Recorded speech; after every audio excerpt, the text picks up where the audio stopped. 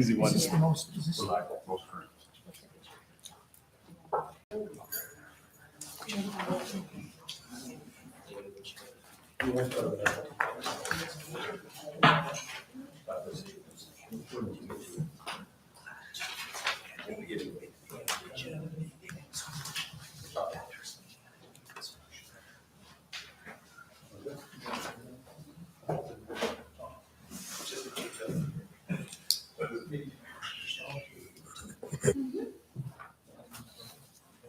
All right, everybody ready to start? Okay. Good evening, everyone, and welcome to the Brighton Area Schools Board of Education meeting. Please rise for the Pledge of Allegiance. I pledge allegiance to the flag of the United States of America and to the republic for which it stands, one nation, under God, indivisible, with liberty and justice for all. Okay, Ms. Ackermeyer, roll call, please. Mr. Storm, Present. Dr. Krebs, Here. Ms. Reed, Here. Mr. Conley, Here. Mrs. Marks, Here. Mr. Trombley, Yes. Mr. Myers. Here. All right, that moves us to the approval of the agenda. Do we have a motion? So moved. Moved by Ms. Reed, supported by Dr. Krebs. Any discussion? Yes, Roger, I'd like to amend the F for action and put in there the resolution regarding the vaping resolution from our school, please. Okay. Add that as H. It would be H or F plus. Or just I think what he was saying was with the vape detectors, have it combined to be adoption of the approval of the detectors and the resolution, or we could do it as H, either way. Because I guess it's separate, because you can talk about it separate. Yeah. Okay. So do H? H is fine. All right, so we have a motion to amend by Mr. Connolly to add for action H, adoption of the board resolution regarding vaping. Is there a second? Support. Support by Ms. Reed. Any discussion? All right, all those in favor of the amended agenda signify by aye. Aye. Any nays? That passes 7-0. All right, Roger, I had another item. okay. In our last board meeting, one of the items that I was trying to bring up at the end of the meeting before the meeting was cut short was to make a motion. And so I'd like to make that motion now since I was unable to make it at the end of the conclusion of our last meeting. I'll read it and then I'll pass it to you. So you're making a motion to further amend the agenda to add whatever. Well, I guess you could say that it's related to the agenda for tonight's meeting. Okay. So I'll read the motion and then we can proceed accordingly.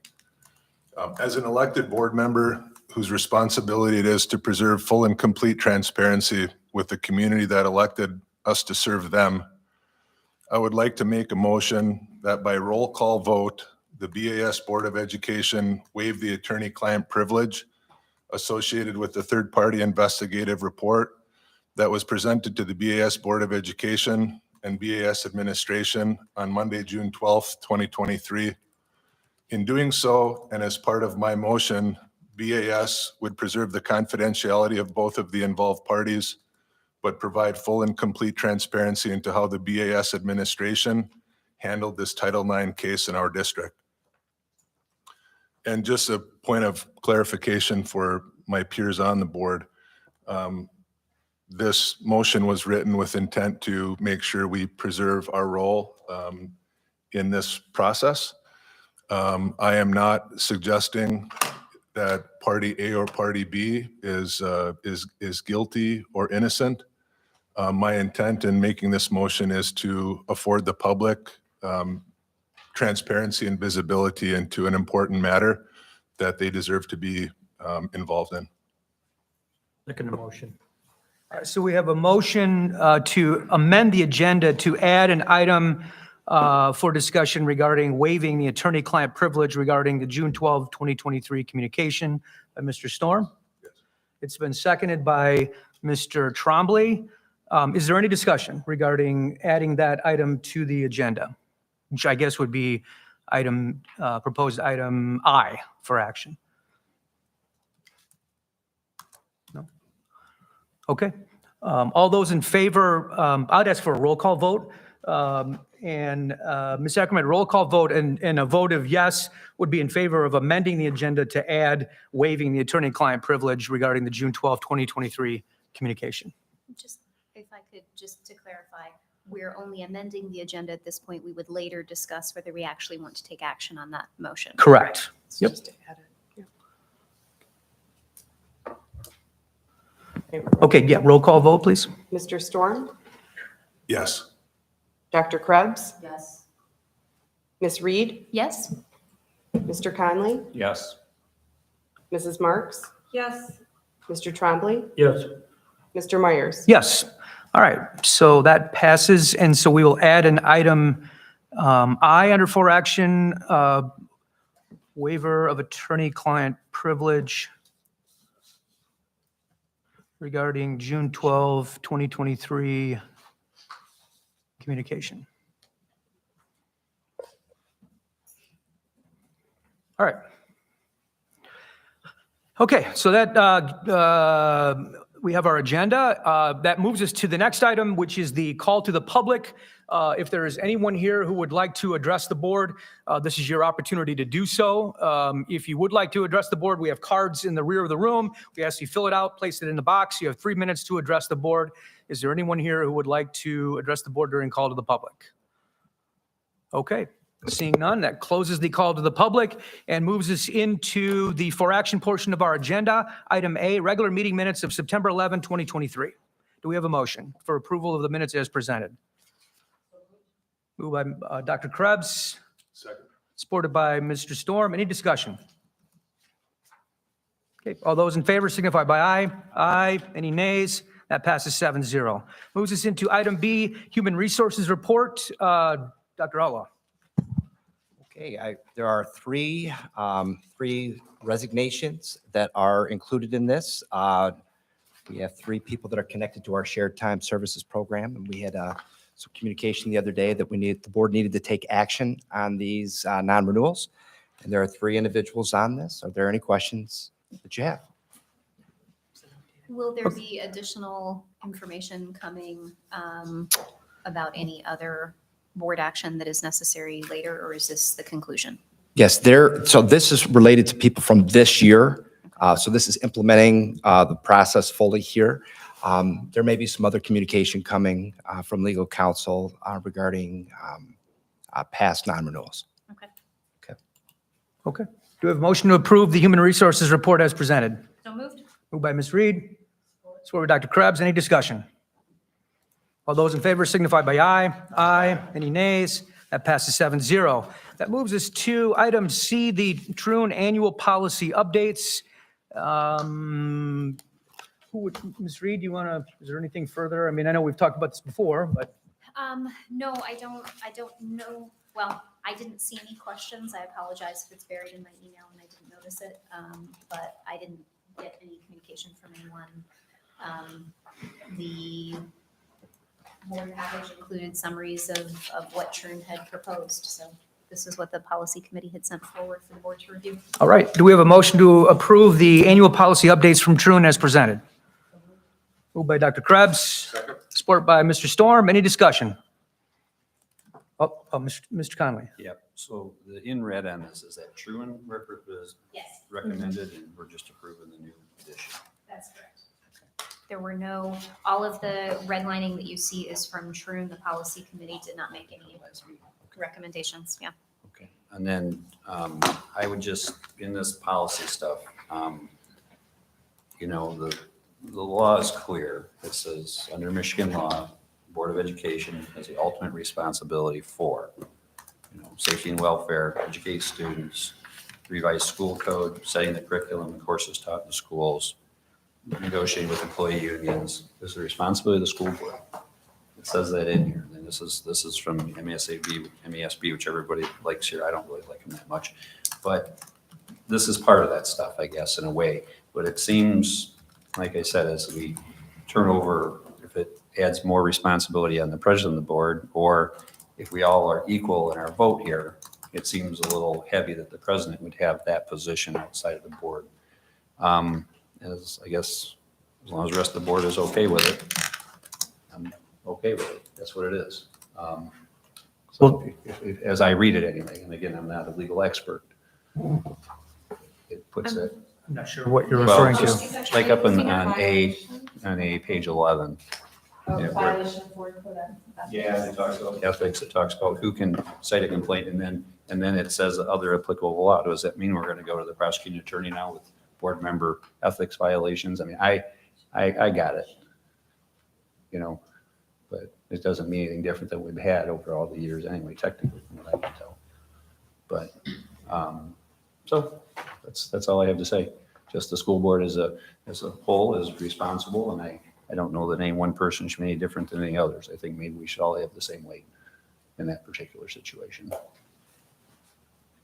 But we can always change that in the future if we decide it needs to be changed. That's my only comment. Okay. So I'm good to vote the policies in and get them in.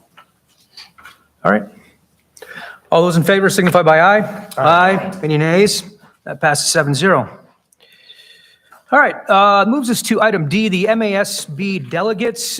This was the resolution appointing the delegate for voting as on behalf of the district as the voting member at the annual conference coming up in November. And at a previous meeting, Dr. Krebs had offered to be the delegate, and I offered to be the alternate. And before you is the resolution for that appointment of those delegate. Dr. Krebs is the delegate and myself as the alternate. So we have a motion to approve the certification of the delegate. So moved. Moved by Ms. Reed, Second? supported by Mr. Storm. Any discussion? All those in favor signify by aye. Aye. Any nays? That passes 7-0. All right, that moves us next to the JROTC. Dr. Outlaw, do you want to? Sure, I can kick it off. I know this has been a discussion. It was discussed at length in the last meeting. We have a draft resolution to maybe start to collect some of the thoughts for the board. And I know Mr. Connolly's been heavily involved with this, and really, I don't have anything to add other than we have a resolution here for consideration. Mr. Storm? Yeah, just a quick question. One thing I was trying to glean from the packet, Dr. Outlaw, did Mr. Connolly create the resolution? Who created the resolution? I put the resolution together so the board had something to vote on. It has some blanks there for you all to make some decisions, but you needed something to vote on. So I created the template for this. Was Mr. Connolly involved in creating the resolution with you? No. Okay. Why are we voting on a resolution? Well, I guess what we were trying to do is to create a platform for the ultimate approval of the program. Do we normally vote on resolutions? Well, normally, we vote on placing new courses on, I understand that, Yeah. but do we normally vote on resolutions? yes. We do? Oh, I mean, whether you call it a What was the last resolution. We voted on. I just saw the resolution comes to the board and we're in agreement as a resolution. I didn't think you voted on resolutions.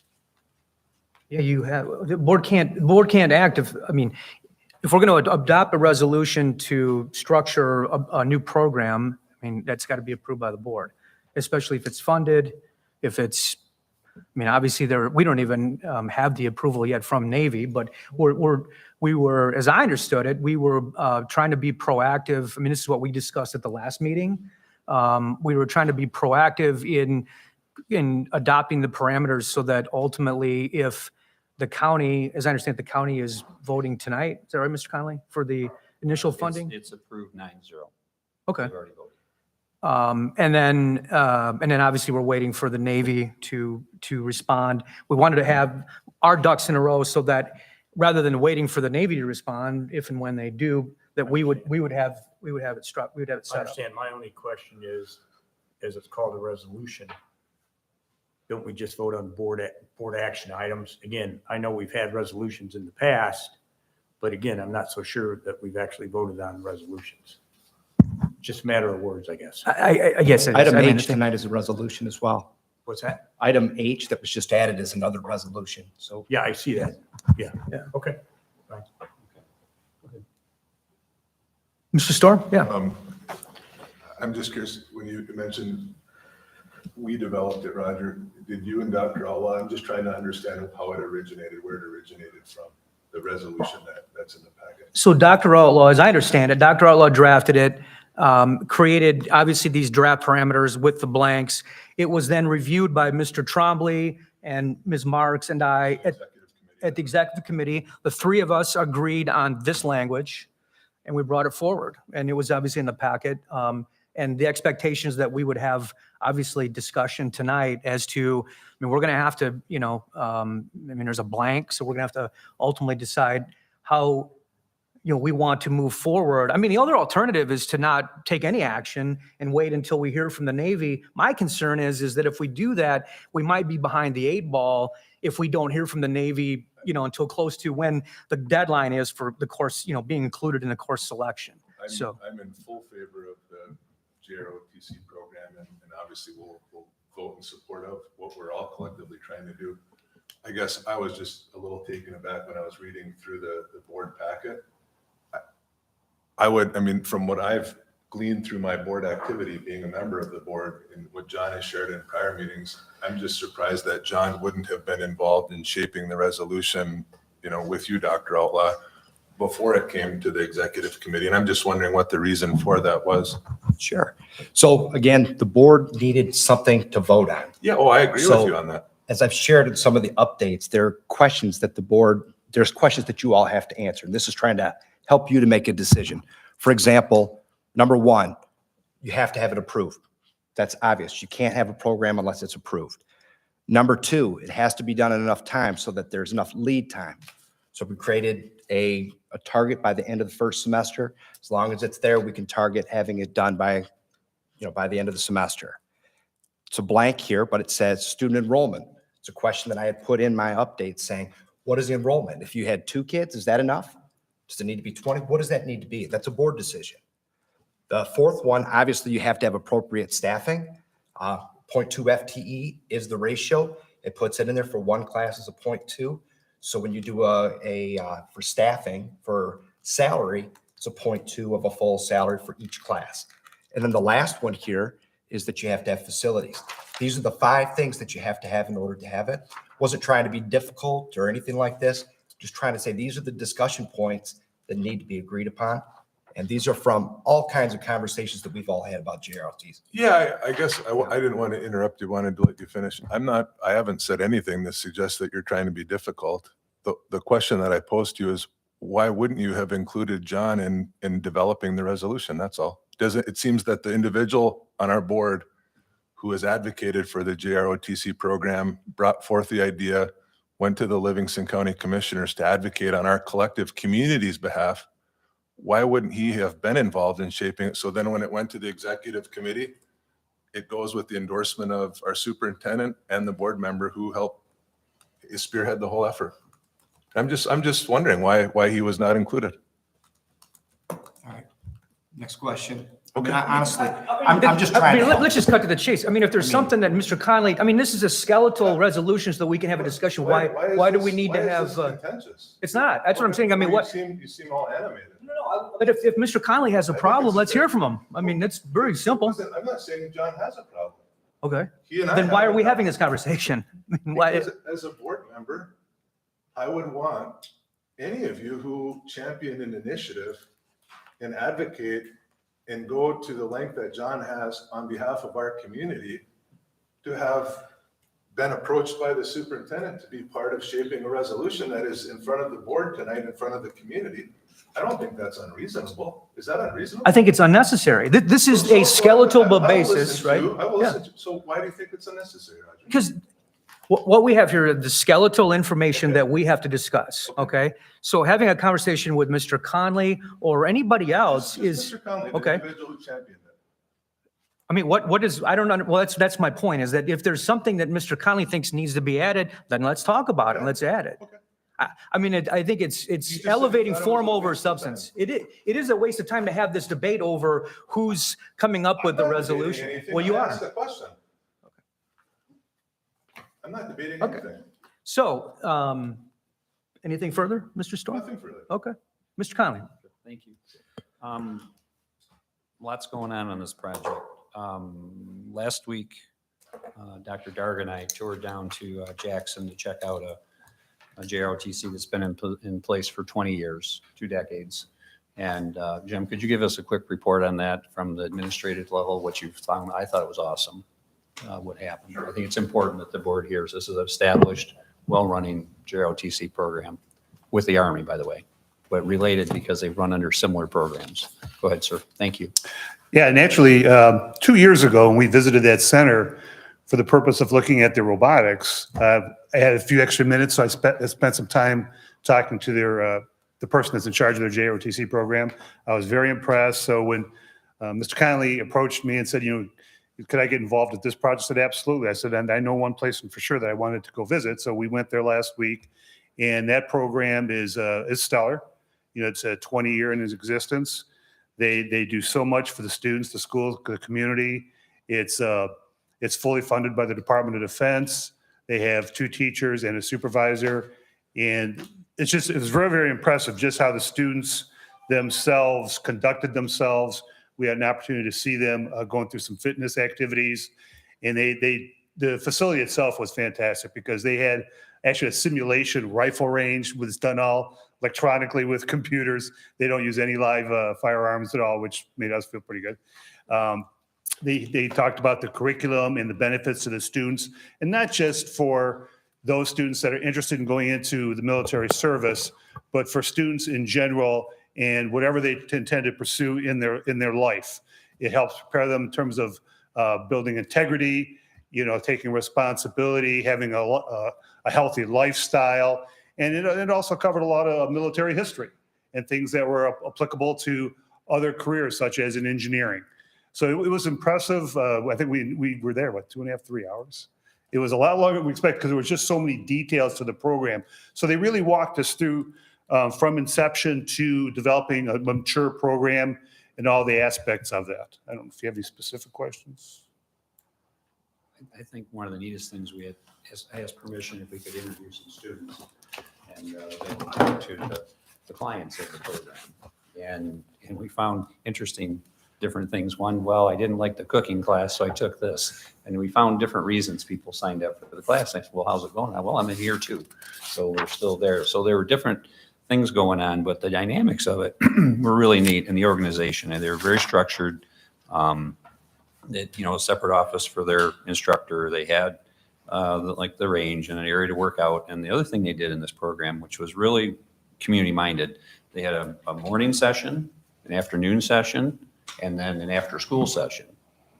So they had tried to accommodate everybody in their area. How many schools were involved in that? Was it 8 schools? I thought it was 9. 9? Could be wrong. Yeah. And the key piece to what Mr. Conley just said is that in order to get full Department of Defense support, financial support, you have to have a minimum of 10% of your student population involved or 100 students.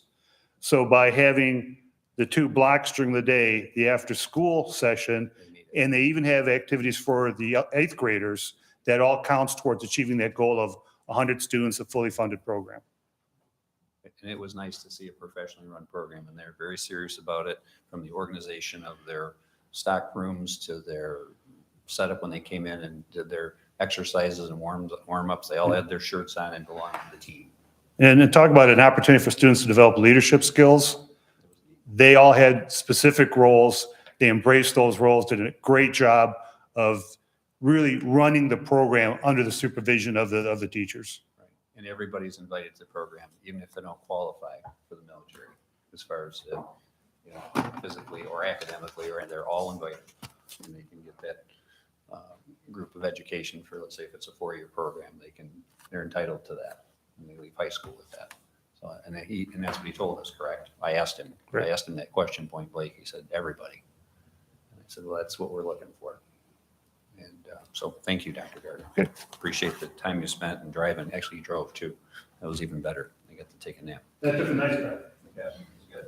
They had a nice car drove that time. That's true. Because sometimes he pulls up in this old truck, you want to not go in that. So that was a nice visit.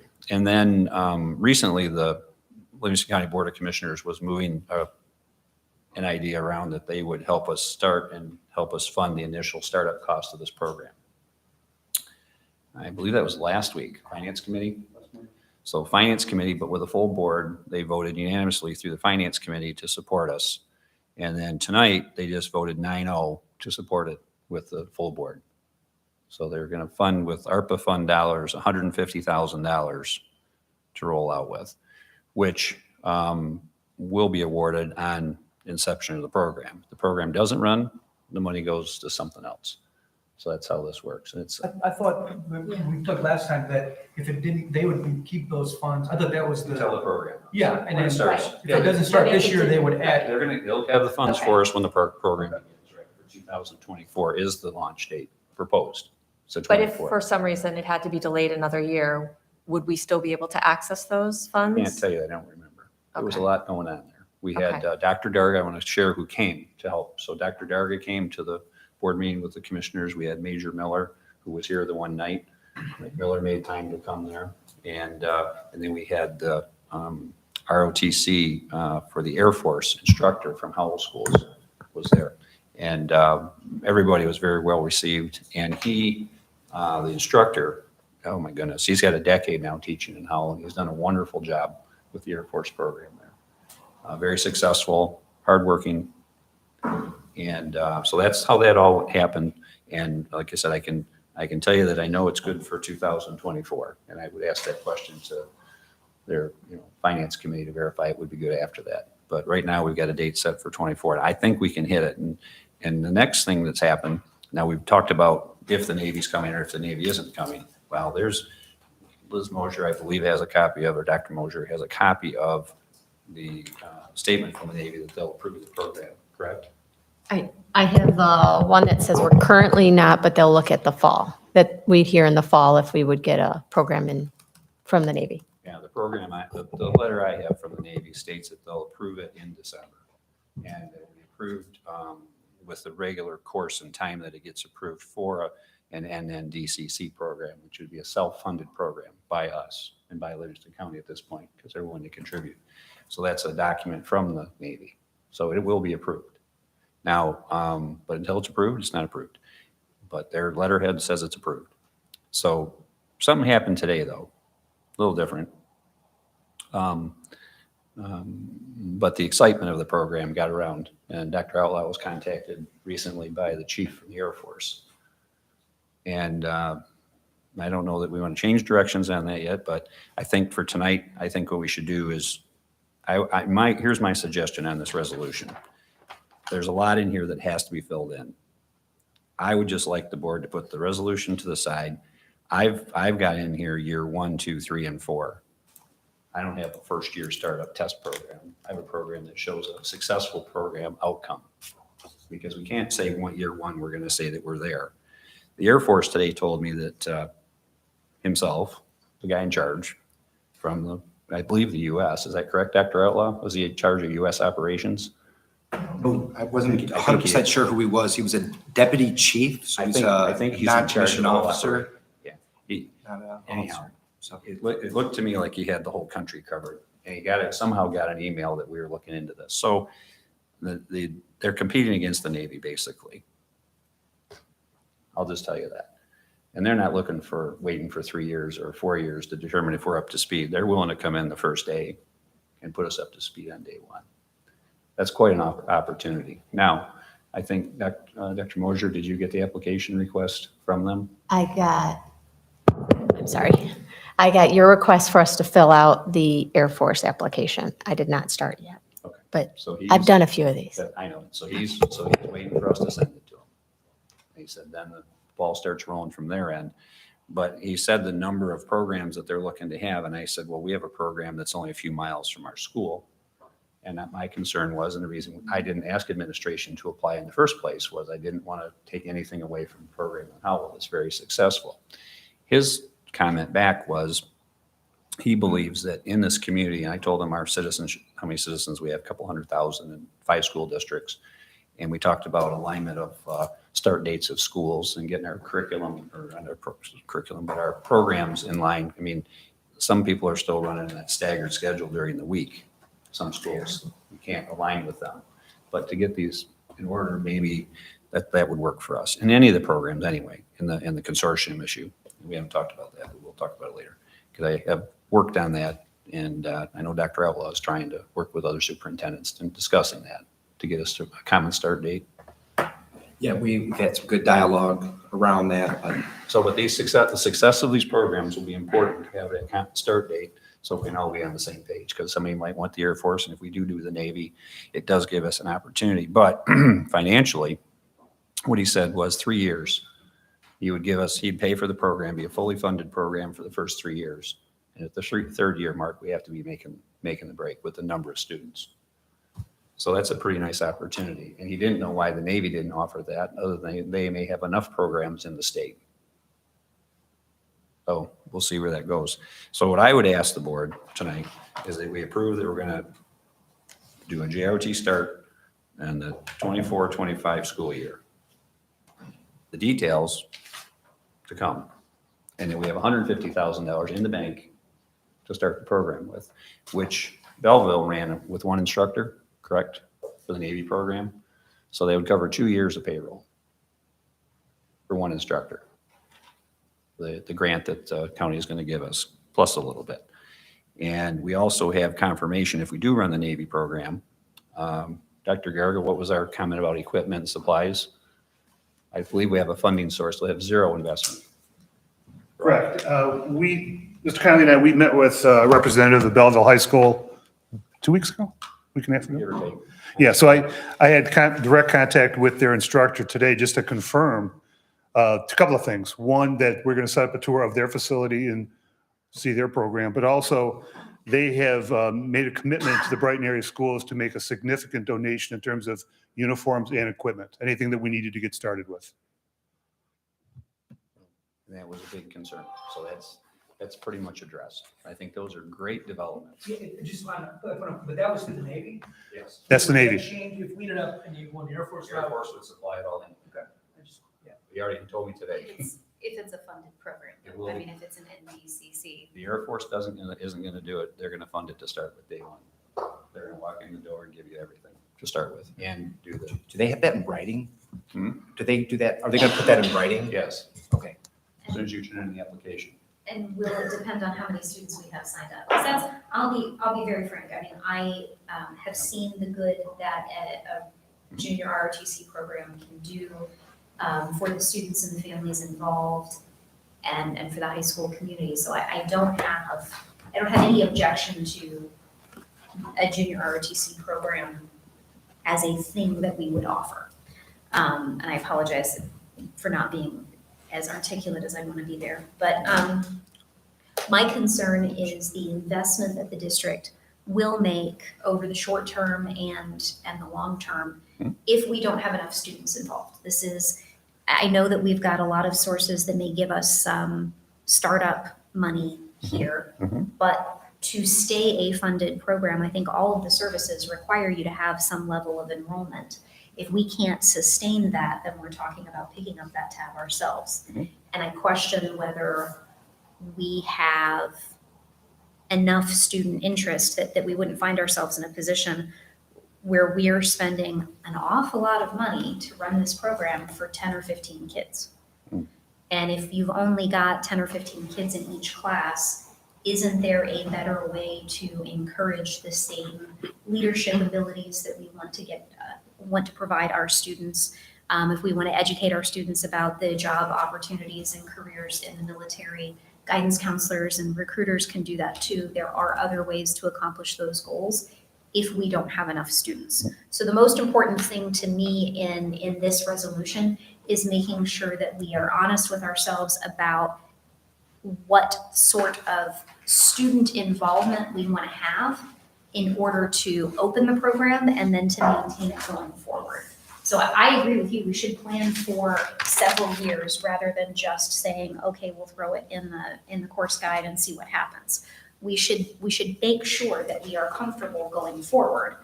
But I do think we should set some minimum standards for whether we want this class to go forward. We have traditionally said that we need to have, I think it's even part of our BEA contract, we need to have 20, 21 students in the class in order to run the class. At that rate, I mean, even that is an expensive course hour, Dr. Outlaw. What would we normally say is our cost per course hour? So for a class such as, a math class or something like that, usually around $650 is usually about the per student cost for a traditional classroom. Is it any different for a class like this, based on the research that we've done so far? Yes, and I would have to know what the donations are and all those type of things. Would have to get some more feedback on what we talked about tonight, if the Air Force is providing certain things.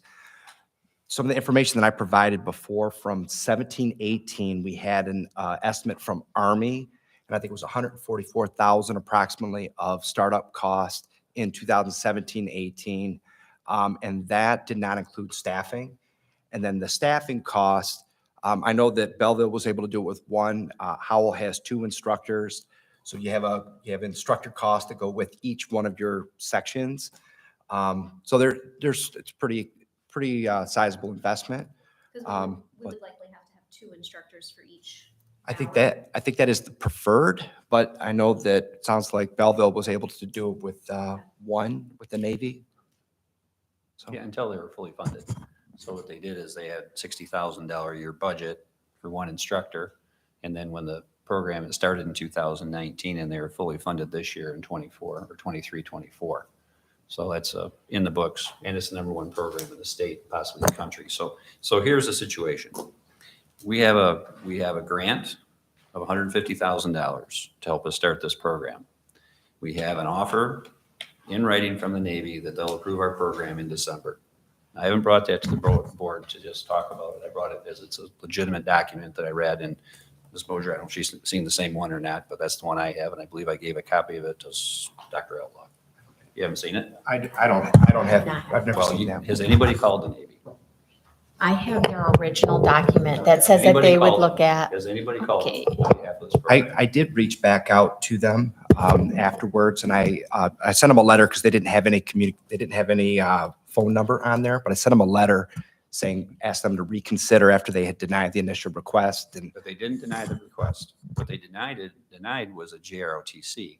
They never denied the NNDCC. What it said in there is that they would look at that on a separate level. They never denied Brighton's request. It's been said many times. Let's clarify what they did. They went to the U.S. Navy. The U.S. Navy said, we will not fund a JROTC and pay for it until you prove that you really have earned it, and we'll do it. We're not going to just drop X hundreds of thousands of dollars because it's a whim. That's what they said in an interpretation of their letter. And the next paragraph in the letter said, but we'll leave this on file for future considerations. And then the NNDCC program came up. So fully, here's what the situation is. They have 60 programs available in the country. The Navy does. They said we have one of them. Now, why the administration doesn't know that yet, I don't know. Why does a lowly board member just know that? So I don't know if we're not serious enough about it, or I haven't made the right communications. And I'll take responsibility for part of it. So, Hey, John, yes. can I ask a quick question? Sure. I mean, I know you've advocated early on, because you engaged first, it's my understanding, with the Navy. Which year? Just this since in last- the last yes, few months here, that's as we've correct. talked about this. I actually like the path with the Air Force. Mm-hmm. And I was just thinking in the context of students who may have an interest in aviation. Mm-hmm. And it's not just flying fighter jets or any type of aircraft that the Air Force may fly, but even paratroopers and getting involved in different activities such as that. I know students today who are friends of my own children who are in the flight programs that Brighton Area Schools offers today, and similar to the Health Ox program. And the students really appreciate and value the opportunity to get exposed to aircraft and mechanics that work on aircraft engines, communicating with the FAA. And so I just wanted to mention that I know you've today brought forth the Navy and the U.S. Air Force. I actually like the Air Force myself. It is hard for me to bring the Air Force in so late to this because it worked kind of with the Navy idea, and it's hard to do, but the opportunity came up through the superintendent, which he contacted me through via email, or you sent a copy to me. So I called him. I called the guy up. He said, everything I said is verbatim virtually what he said. So, and that's why I asked if we already sent the application. He said, send the application and I can talk to you about what we can do. But he said, this is the situation. We are underserved in Michigan and we'd be grateful to get a chance to do your program. And also that he said that in his communication that either one would be great for the students of your district, whether you're stayed with the Navy or if you went with the Air Force. So as we move this to the next levels, we have funding. And I don't, honestly, if there was one student in the program, it should run and develop from there, but I believe it'll have way more than that. And obviously the desire I have is to have full board support to move the program to the next stages. And I don't think there's any reason not to. The worries about new programs, the worries about things. I mean, if you build businesses or do projects, there's risk involved in everything. The risk here is not doing it. So I want to share that with you. The risk here is not doing this program. So, and that means that there are students, citizens that really could benefit from this program. In absence of this program, they won't get those benefits. And years ago, and I think Bill brought this to me one point, he said, how many programs have you brought before the board that haven't been successful? And that answer is 0. They're all successful. Every single one of them. From robotics to Health Ox, to the auto facility, to the engineering facility, all of them. So we need to have a little confidence here. And I think that we've worked on this for a while. This started, in 2018? So John, So, yes. maybe just clarify, what is it, you verbalized it a minute ago, but what is it that you're asking of us in the context of this agenda item? I think that the resolution is important. Having not necessarily this resolution, but the pieces filled into the resolution for structure. But tonight, I'm prepared to answer most of those, but I don't think that's a fair thing to do because I want to be reasonable with everybody in administration. This program now is not the payment from Brighton Area Schools. It's now funded by Livingston County. So we don't have the same risk. We have no risk to open the door. Well, can I just clarify, it's just for potentially the first year, because Two. we're talking about, we want, if we can do this, ideally, you don't want to yank the rug out from students who have entered this, right? If we had 10 students, you'd hope that they could continue and then it would grow from there. So maybe the first year, right? I mean, it's not clear to me what it costs, like the 150 Here's what it costs. that they're going to offer, but beyond that, I don't know after that Here- first year. Here's what it costs. Assuming the Air Force is not a viable option and we go with the Navy, The Navy. because the Air Force sounds entirely different. We pay for everything at the Navy. Right. Except they supply, all the materials and curriculum and everything else. But the cost is palatable. You have to pay for the instructor and you have to pay for your uniforms. You have to pay for all that with the Navy. We've got confirmation from the most reliable source that has a JROTC program or NJROTC program that those supplies are covered for Brighton Area Schools. We have no supply expense. Is that correct, Dr. Yarga? Okay, so now we've got that expense out of the way.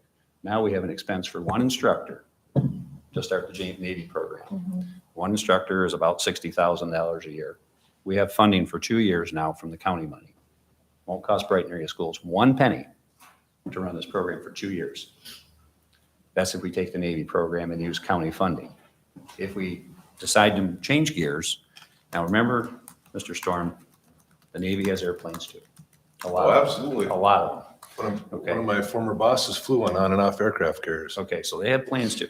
So that's going to be the Brighton funded program. We're going to call it Livingston County now. So your Livingston County commissioners voted 9-0 tonight to support Brighton Area Schools running this program. It wasn't a great issue. It was a 100% vote to do what we're doing. First time in history, by the way. Now, as we move into the next step, if we decide to do the Air Force program funded, which just came available today, potentially today, from a conversation, and again, these guys, they know what they're doing. So he said his cost, this is what he said would cost this district. They will require 2 instructors, even if you have 20 students in a funded program. But the reality is to us, it doesn't matter because we still only have to pay for half of the instructors and they pay for everything else. But let me ask you this, if the Air Force, let's assume the Air Force comes back and says, we want to support that program. Yes. And then our obligation is for half of the Instructor instructor salary. cost. Yeah. Is the county's funding applicable to cover, in other words, if they're going to finance our out-of-pocket expenses, They are. they're not tied necessarily just to Navy or, so. It's the we- fund ROTC. Right, it's Okay. it's Doesn't it's matter an which branch. unearmarked amount that could be used if we got approval from the Air Force. Correct. Well, we wouldn't have known until today. Okay, we wouldn't have known there was even an opportunity. So what happened though, and what I want to share with you, so the Air Force in-charge person told me that $100,000 to $125,000 a year is what the expenses will be for the school with a funded program. How much? I'm sorry. can you say- 100 to 125. He said that's even pushing it as far as how much. It wouldn't be that much. He said, but that's by paying half of the other half of an instructor and the other expenses. Other than that, they pay for everything. So and that's with a full-blown program. And I asked him about starting the Air Force program with one instructor, and that wasn't in his wheelhouse, I don't think. I believe they require, because they're funding the program, is it required that they have an officer and a middle person, like a sergeant. But that still is like an option to start out with a fully funded program. And it's a 3-year rollout, he said. 3 years to perform. So 3 years to get to that level that they want to see of 100 students. Okay. And they'll run with less than that by negotiating, but they want us, that's what they want to see. So, I mean, I think that's quite a development today. Can I ask a question? So I'm a little unclear on the cost because I hear a lot of these numbers coming around and I'm not sure. Ask a specific question. I'm trying to, thank Okay, you. that's fine. Because I thought when we talked this morning, Dr. Outlaw, you said that in the previous letter, the cost was $144,000. Was that for, That was an estimate from Army ROTC that So had been that's kind of shared the from startup previous cost. research. so that's the startup costs? Yes. So that's the $150,000. I feel like the $150,000 is being applied in lots of different ways. It's being applied for staffing, it's being applied for the startup costs. That's not the case at all, to answer that, if I get a chance. If, Could I please finish my questions? yeah, but that's not the case. You said something that wasn't factual. Go ahead. I'm asking for clarification, so I would like to get my questions asked. So it's unclear to me where the startup costs are. I understand that we have some funding, some support from Belleville. It's not clear to me what the amount is. We're saying it's covered. What does covered mean? I feel like everything is really unclear in terms of cost. When Ms. Reed was asking you about the cost of, say, a math class, you said it was $600 per student, average, typical, and that's, most classes are pretty typical. What are we looking at? You said that it's much higher. What are we looking at for the JROTC? I understand it depends on how many students we have. If we say 20 students, what are we looking at as a cost per student? If we can, I feel like if we have a number, even if it's not money that's covered by the ARPA funds from the county, I think we still have to consider that that's a lot of money going into our students, and think about if that's the best way for us to be stewards of this money. So, it depends on a lot of the different variables. I think it's really difficult because sounds like Air Force is going to fund more things than the Navy and vice. So I think there's more to it to throw out a number, but it is more. So do you have the information from Howell, because they're doing Air Force, and they've said it's an expensive program. Is that all? It is, and it's because they have 2 instructors as a primary, and then it's the same thing, with the uniforms and all those type of things that they They're have. fully funded. They're fully funded, but they, Howell is fully funded, yes. And but they have to pay their percentage of instructor wages. But It's fully funded, but it's still expensive, even though it's fully funded. they still have, The cost per the Air Force today is $100,000 to $125,000 a year for a fully funded program that say they're paying the other stuff.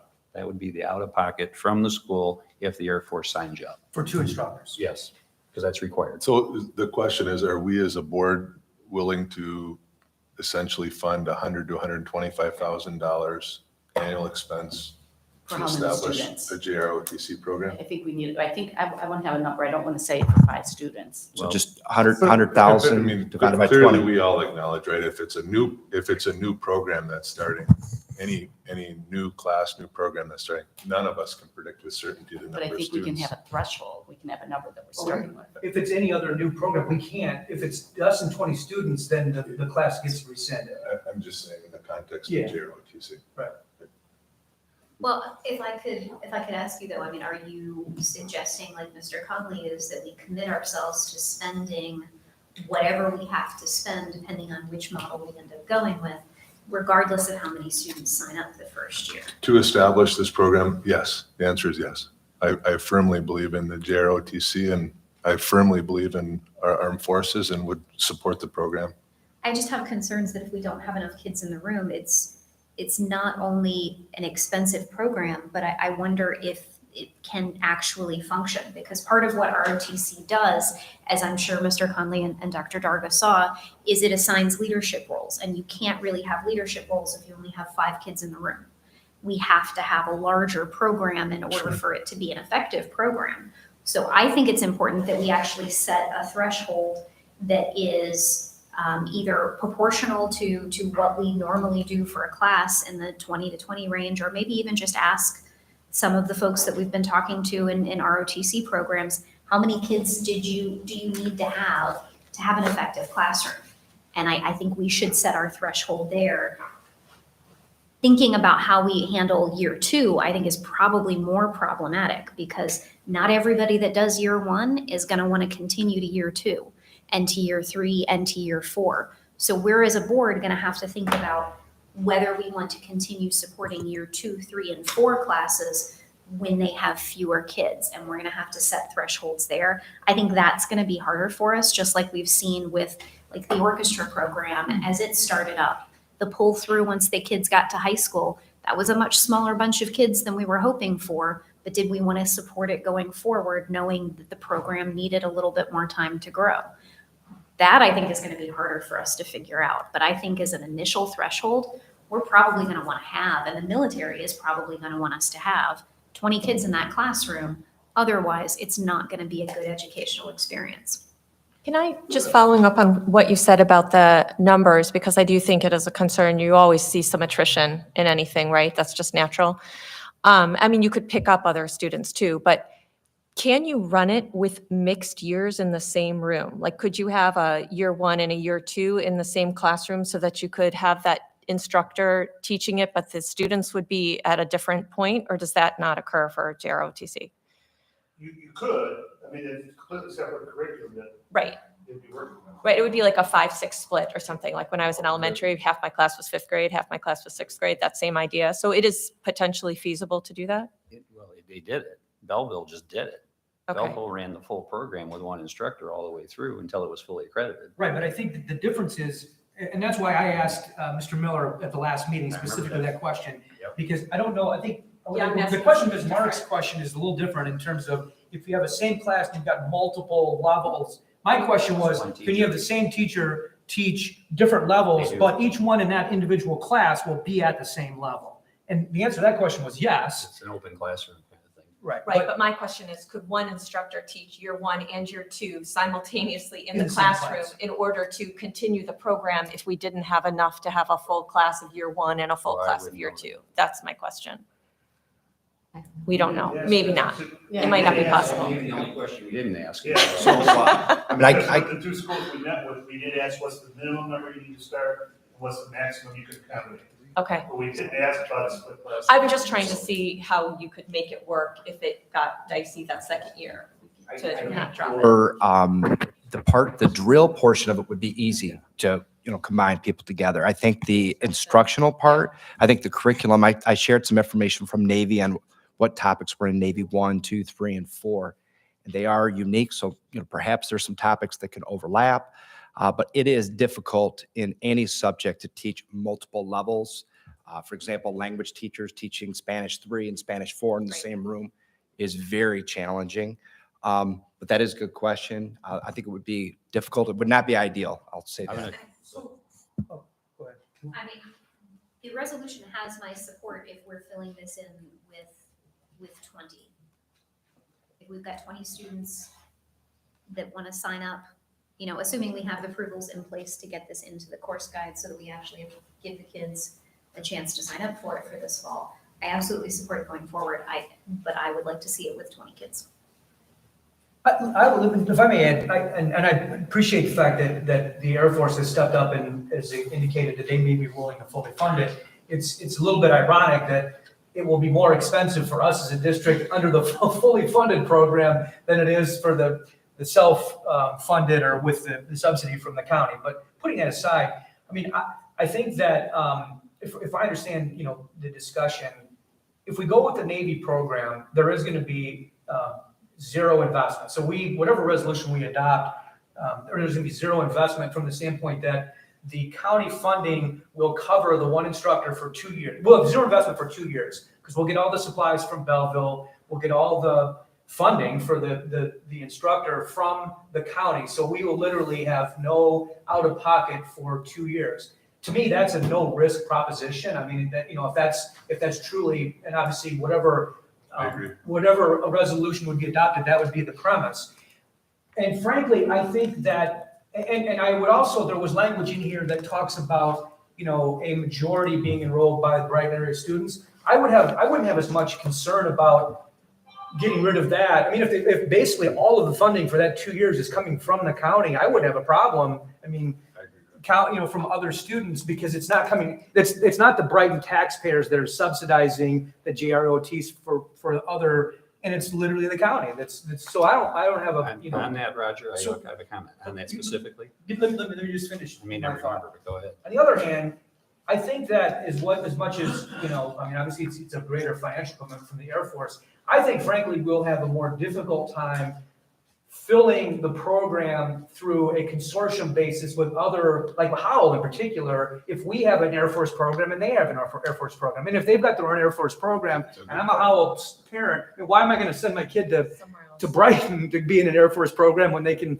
be in Howell for the Air Force program? So I think that in terms of creating a foundation for us to grow the program, I really think offering the Navy as an alternative is probably our best bet. And I think it is, as I said, I think it's based on what's been described, it's a no risk proposition, at least for 2 years, because it's going to be fully funded by the county and or the donation from the Belleville program. So that's kind of my 2 cents on, I would be reluctant to pull the trigger on the Air Force, certainly right now, in light of all that. I mean, I think it's awesome that they were willing to step up, but I think that given what's on, before us now, I think the Navy is a better alternative. But John, I'm saying so. You're fine. Thank you. I can remember. All right. So what happened is when the county approved this for an opportunity, they approved it with the note, and it was, I said it, and so did Dr. Darga. This is a countywide program. This is not selective. This is anybody in Livingston County that wants to come here, and any numbers that want to come here. There's no limit. That's the funding source. And the vision that I kind of had when I got a hold of superintendent back when, and we talked about these start dates and getting it where kids could go to the Air Force program from Brighton easily. Howell is on a scheduling system of the block schedules from back during COVID. They haven't gotten off of those yet. And they have a different start date than us. They make it almost impossible for a Brighton student to get there. Okay, so the superintendent is working on it. He's going to see if he can get some consensus in the countywide where students want to go to Air Force in Howell, they want to do the Navy program in Brighton, and maybe we'll have an Army program in another school. So that's off the plate of this resolution. And that's the only problem I got with the resolution at all, is I really haven't been able to look at those things and what we committed to, or I did as an individual on behalf of us when I asked for the funding, which I hope everybody's happy with all that. So that's a fact. And so we can't change that. That's a condition of that funding, that it's countywide. And there's no limitations to it. So if you want their money, that's how it is. So maybe what I would suggest, maybe I would suggest that we table this. We had the template, obviously some things have changed with regard to the consideration of the Air Force, clarification on the purse strings. Table the resolution. I'd like to approve the JROTC, table the resolution for future. I'd like to go ahead and actually I'll call the question. Let's vote on the JROTC, leave the resolution. Well, there isn't a motion pending and we don't. Somebody's got to make one. Okay. Can I just ask a question before we do that, if that's the direction that we're going in? Because I still think if we do this, because I agree with what Mr. Myers said about very low risk, right? Especially for the first 2 years. what happens with the program if we don't have enough students in 3 and 4? If we only have 10 students, would we then as a district assume that we would fulfill that for that and not allow other students to enroll? Do you know what I mean? Like, I'm just trying to prevent a catch where we've got 10 kids and no one else is coming in. Without- I think the risk is so low that I wouldn't even worry myself that it's not gonna have that. I'd wait till I got there. I think that the forecasting that would be, Dr. Darga, what's your opinion on this? Watch this. Actually, I'd like to defer that question to Mr. Evans. He's been a part of the development process and he's more to the student population. I mean, I think the high school administration's in full support of the program. I think we've already had some internal discussion as to how we can make it work. I think the salary piece, like Belleville paid $10,000 per class that ran, so that's where the 60's coming from.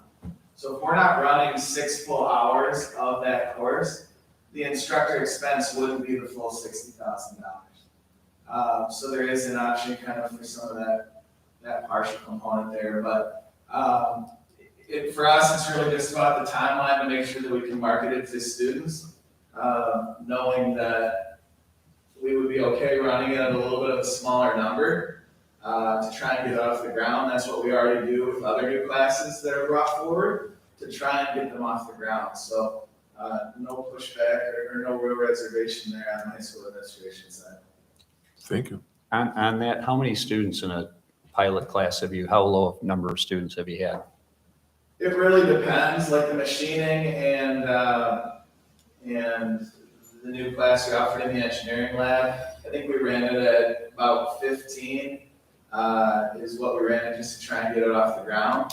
But, we've had classes that we haven't run that have been, if it's 4 or 5, we have not run those even if they were new courses. We decided to take an additional year to try and get those programs off the ground. So I would say we probably would not want to be anywhere under 15, but I know we've run right around 15 in the past. Thank you. How many, out of curiosity, Matt, do you know how many of BAS students are currently enrolled in the Howell Air Force We have 2. So traditionally it was upperclassmen. They've opened that up to freshmen through seniors now, but we've still only been able to run 2. There are kind of a wide variety of reasons. Number one is just, all of the required classes they have to hit for graduation. But the other piece that makes it a little bit difficult is how it runs on a block schedule. And obviously we don't run on a block schedule. They also have a 7-period day. So that 7-period day has some implications for the flexibility in our student schedules to be able to take that course. I can't remember ever sending more than 3 or 4 students, I would say. In a good year, that's sort of where we've been historically. I think I heard either Mr. Conley or Dr. Darga say that you had asked what is the minimum number of students to run a program. What was that feedback from the existing folks? Was that over at Belleville or how? Yeah, with the Jackson program, they said 8 to 12. And with Belleville, they just said, I think they started with a smaller number than that their first year. They did say no minimum requirement, but they did start with a relatively small group just to get started. It was 1 hour. 1 hour for the year, their first year, and then go from there. So if we do that, you got enough funding to go 20 years. Okay, so you asked.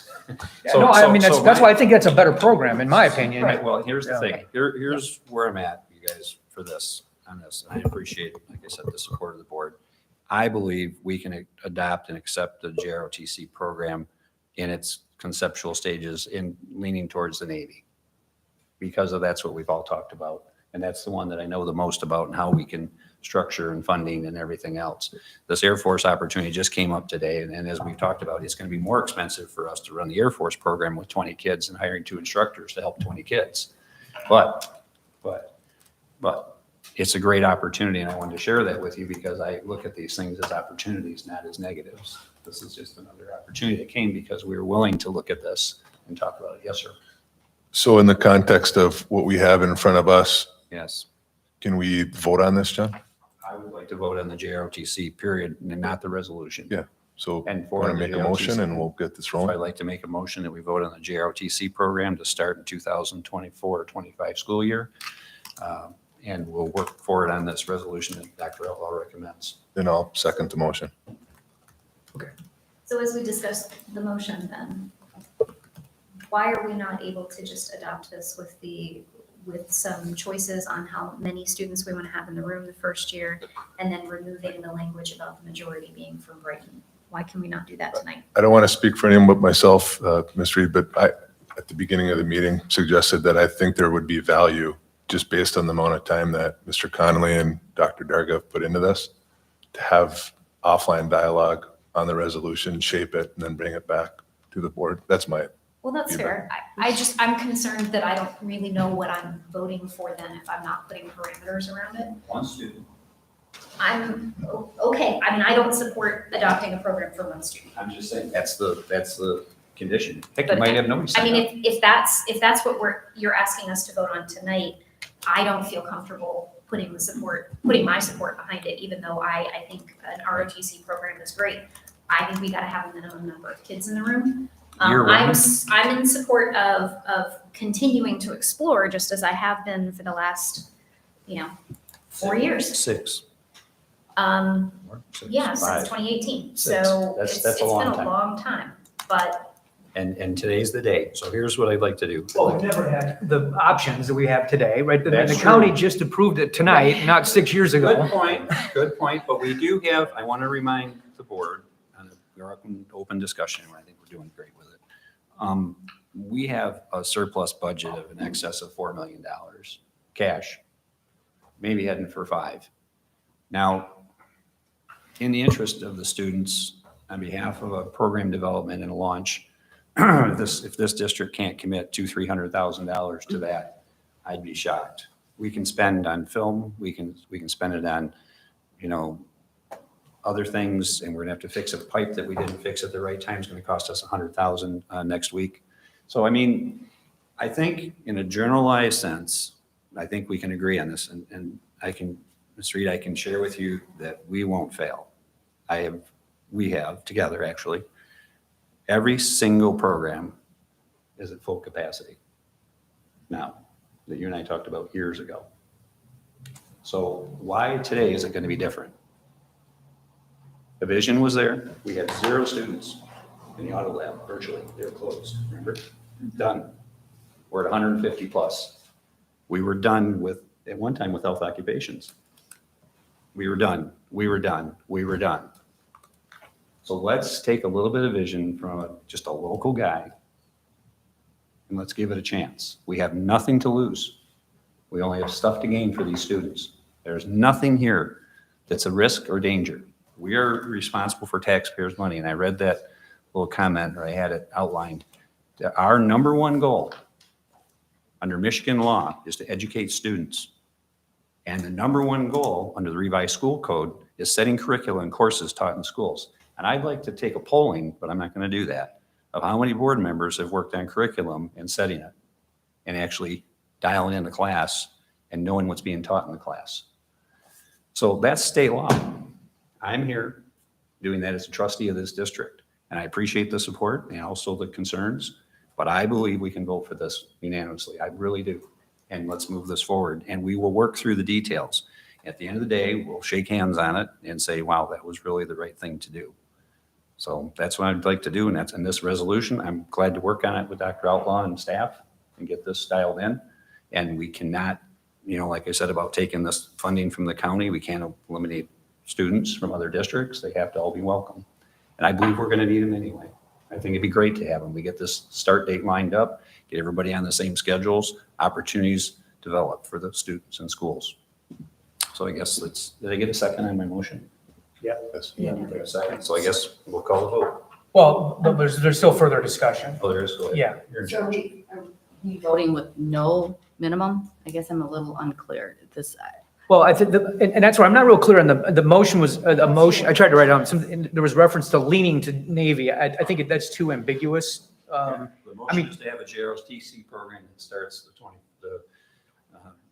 2024 in September 5th, to be exact. And if we move our start date to the 28th, which is a consideration, but we have to have support from our labor force if that was to happen. I think it's a contractual thing, right? If we were to change, Yeah, I'm not sure that that would be in place for the fall, but right? So maybe 'cause- starting on the 5th, which, because again, that's up to if that came to opening a contract and changing the dates. But the idea is that we get the county on a common start date. And if it's the next contracts, we can talk about it and then it gets negotiated and discussed then. And I want to remind the board, the start date of school is determined by the school board. Okay? Now, this last contract that was negotiated, no one from the school board was in the contract negotiations. It was only administration from the school. So nobody that represented our opinion, nobody represented that we wanted to start on the 28th with Howell, or nobody did any, so in this case, we started on the 5th. And it was always talked about, well, because we're doing bond projects or we're doing this, the other schools are starting early. And Heartland, heck, they start 2 weeks before everybody else. It's all over the map. And I have talked to Dr. Hubert from LASA regarding that topic. So they're all, I asked him what we can do. And like I said, I'm very confident Dr. Outlaw has addressed it, looked into it. Doesn't mean he can change anything. But I think that's a successful, what'll happen is we can then evolve the county in these consortium programs. So that's where I'm at.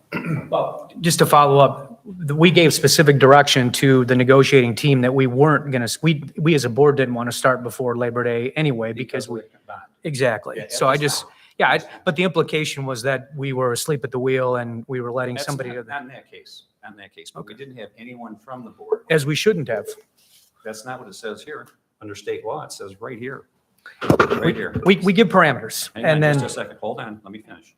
It says specific provisions in the revised school code assign responsibilities to the school boards in the area negotiating with employee unions regarding salaries and other conditions of employment.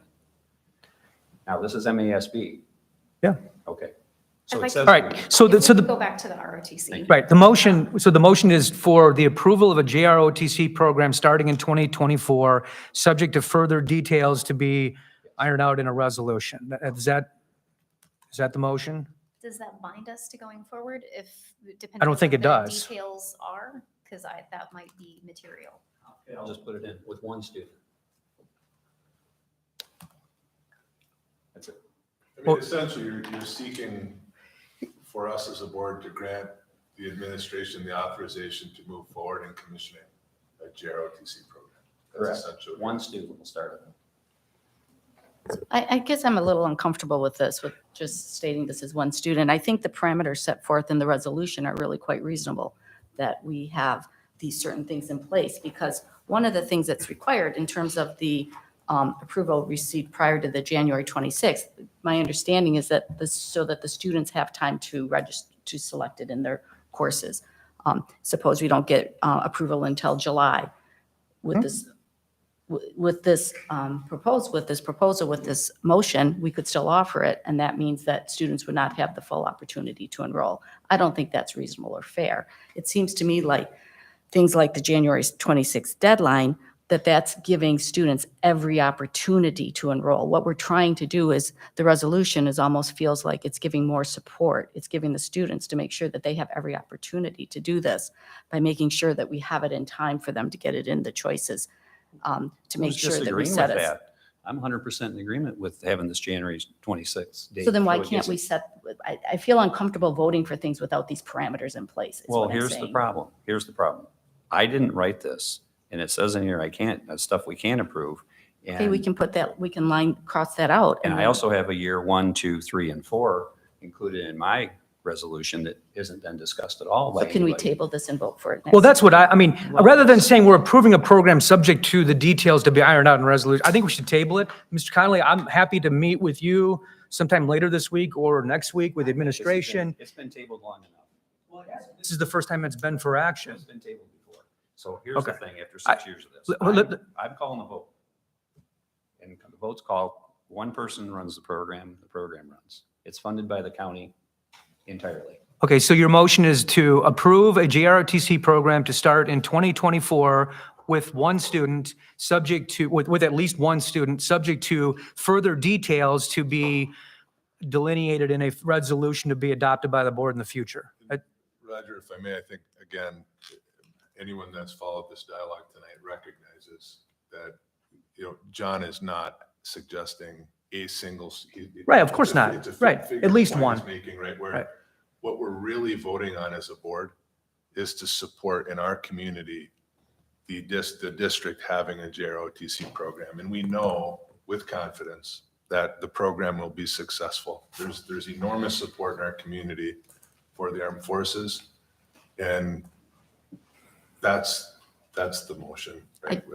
Are we in support of? I initiating disagree this with your program? statement, That's Andy, okay. because I'm not saying that I don't support the program. I just want to support the program and support it to be successful. I think us rushing to vote on this without these kind of parameters are not setting it up for success.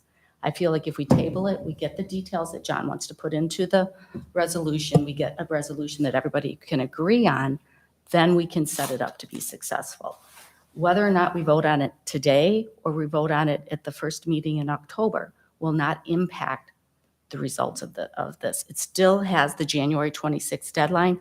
That's not going to impact it. It's going to just give us a chance to get the resolution that Mr. Conley can be satisfied with, that everybody will be able to be satisfied with. We can put a reasonable threshold, minimum threshold on it, and then we can move forward in voting, and then it could be successful. Yeah, and not only that, but I mean, I've expressed my preference to go for the Navy route, not the Air Force. So if that's going to be ultimately the majority of the board support, I don't want to have the administration be, submitting application for Air Force. If that's what, for. I completely agree with you, Roger. Yeah, so, I mean, that's why I personally would rather just table it. I fully support adopting the program, but I think we should have more details so that we all know exactly what we're doing, and we'll put it on.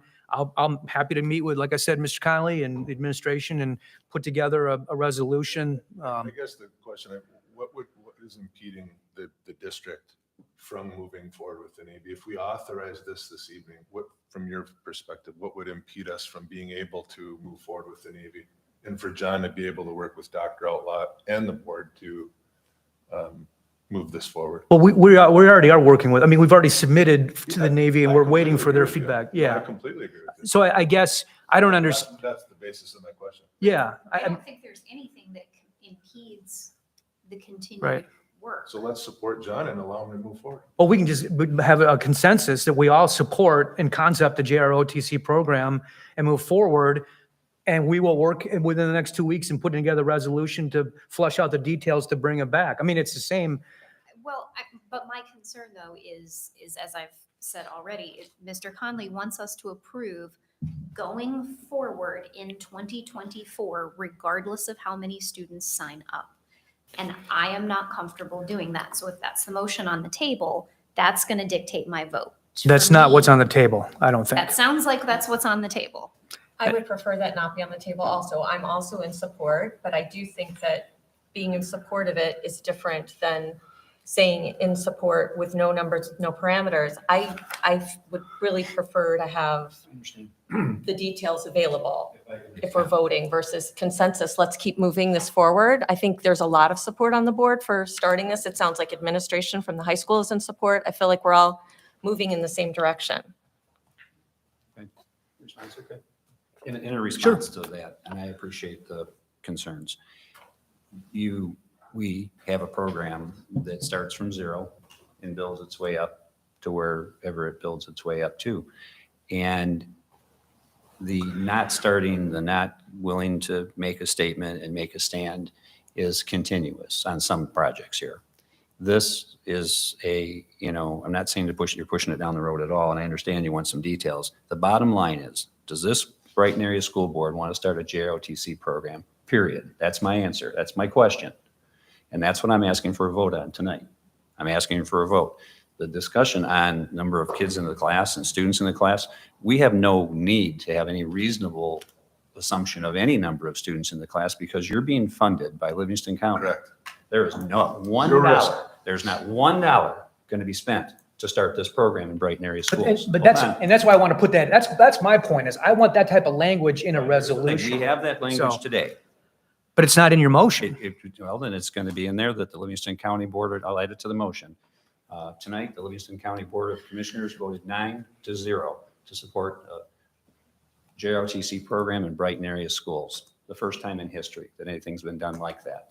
So you have 9 commissioners that represent the entire Livingston County supporting Brighton Area Schools' vision on this issue. That ends the discussion about finance. It ends the discussion on how many students need to be in the class. So my question is, does Brighton Area Schools want to run a JRTC program starting in 2024 and launch the program? So that's my question to the board, and that's all I need answers for tonight. The details will follow. Let's vote. I still think that we, Call the vote, I, call the question. okay. Okay, well, there's got to be a 2/3 vote in support of the call to question. Let's not do that. What? Let's not do that. Just have a regular vote.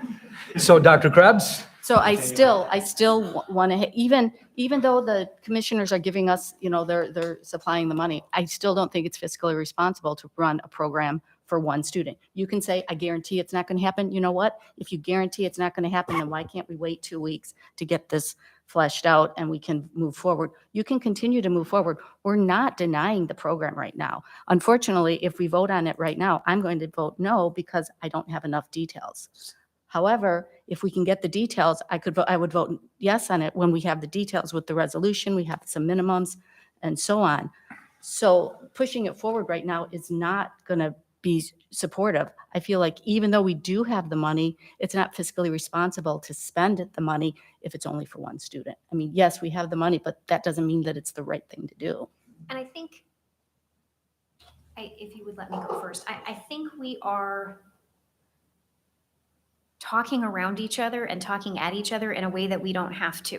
If you look at what we have, what the administration gave us as our template, I think we can make some changes to it tonight that helps us create the platform that we need to go forward. It expresses the board's desire to move forward with the program. It does not foreclose any additional action that Mr. Conley might want us to take to express our longer term prospects and support for the program. But so let's take a look at this. Let's look at each of the parameters that are in there. Number 1, approval from one of the branches. We're not tying ourselves to any of them. We can continue to explore the program with the Navy that appears to be more fiscally responsible. We might even want to have some conversations with the Air Force to see if it really was going to be as expensive as it looks like before we foreclose that. But the administration would still be empowered to have those conversations. Looking at number 2, Mr. Conley, I think, was expressing some concern that we're saying it would start in September when we don't have a start date yet. We can revise that to simply say for the 2024-25 school year. And that would cover us. We have the first We do have day our of start school date. next year, and it is September. We already have it. Okay, so then September wouldn't be any part of the discussion. So September as written was fine. I don't know why we were talking about the start date then. So, Because of This- schools. okay, so student enrollment, number 3. Mr. Conley raised some concerns about the last part of that, where we said a majority of the students enrolled were from Brighton area schools, because that would conflict with the agreement made with the county for the dollars. So I think if you go with student enrollment determined by the annual course selection process of not less than, I think we got to pick a number. If we don't, I think we really should. That's the only thing that I think is here worth tabling. Then number Can I help with 4, that? While we're there, sure. Dr. Darga, you being the visionary, what's the number? Sorry to put you on the spot. Actually, Matt Matt said 15. said 15, or that's what some courses have ran with. Let's go That's back to one the principal. section of one course. Yeah. Right, rather than a full, committing a full teacher schedule to 15 students. But in this case, we have something different. We're fully funded to commit a teacher no matter what the number of students. It's funded no matter what. Well, but Mr. Conley, when you throw things like that out, you're the one that keeps reminding us of what our statutory obligations are as good Correct. stewards of taxpayer That's dollars. exactly what I'm doing. Am I really a good steward of taxpayer dollars if I decide to commit a full teacher's salary for one class? If we only have 15 kids, are we really going to pay one person a full-time salary to teach 15 kids? And if we'll do it for this, why are we not willing to do that for our arts programs? How much Because is it we don't costing? do that for our band How and much is it orchestra costing you? programs. I'm sorry? How much is it costing you? We're talking about starting a program that needs to have a I'm life asking you, how beyond much is it 1 gonna year. cost to teach 15 kids? That's 0.2. That's that's 0.2 of an FTE. Who's paying for it? The taxpayers are. With the ARPA money? Those are also tax dollars. Where do That's you what I think the said, the ARPA ARPA money money. came from? Yeah. Right. And the group that voted that in are willing to take the risk, knowing it's a startup program, knowingly. Right. So, With no I- student count, no student count was given to me. but they don't, I mean, but they didn't say as part of their resolution that we were required to hire a full-time instructor to teach 10 kids for 1 period a day. No, they They're said, kind of expecting us to do that work, and that's what I would like us to do. they said, here's $150,000 to use at your best use, using it properly to start a program and run a Right. program.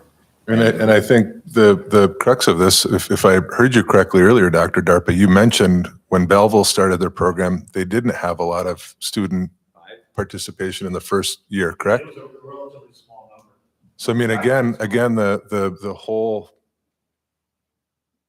kind of the question before us is, are we willing to support our school district and support our community to start this program? Do we believe in the ideals of the program and what it really means as it relates to nurturing students to support our armed forces and the freedoms that we enjoy being here this evening in the process that we're all participating in?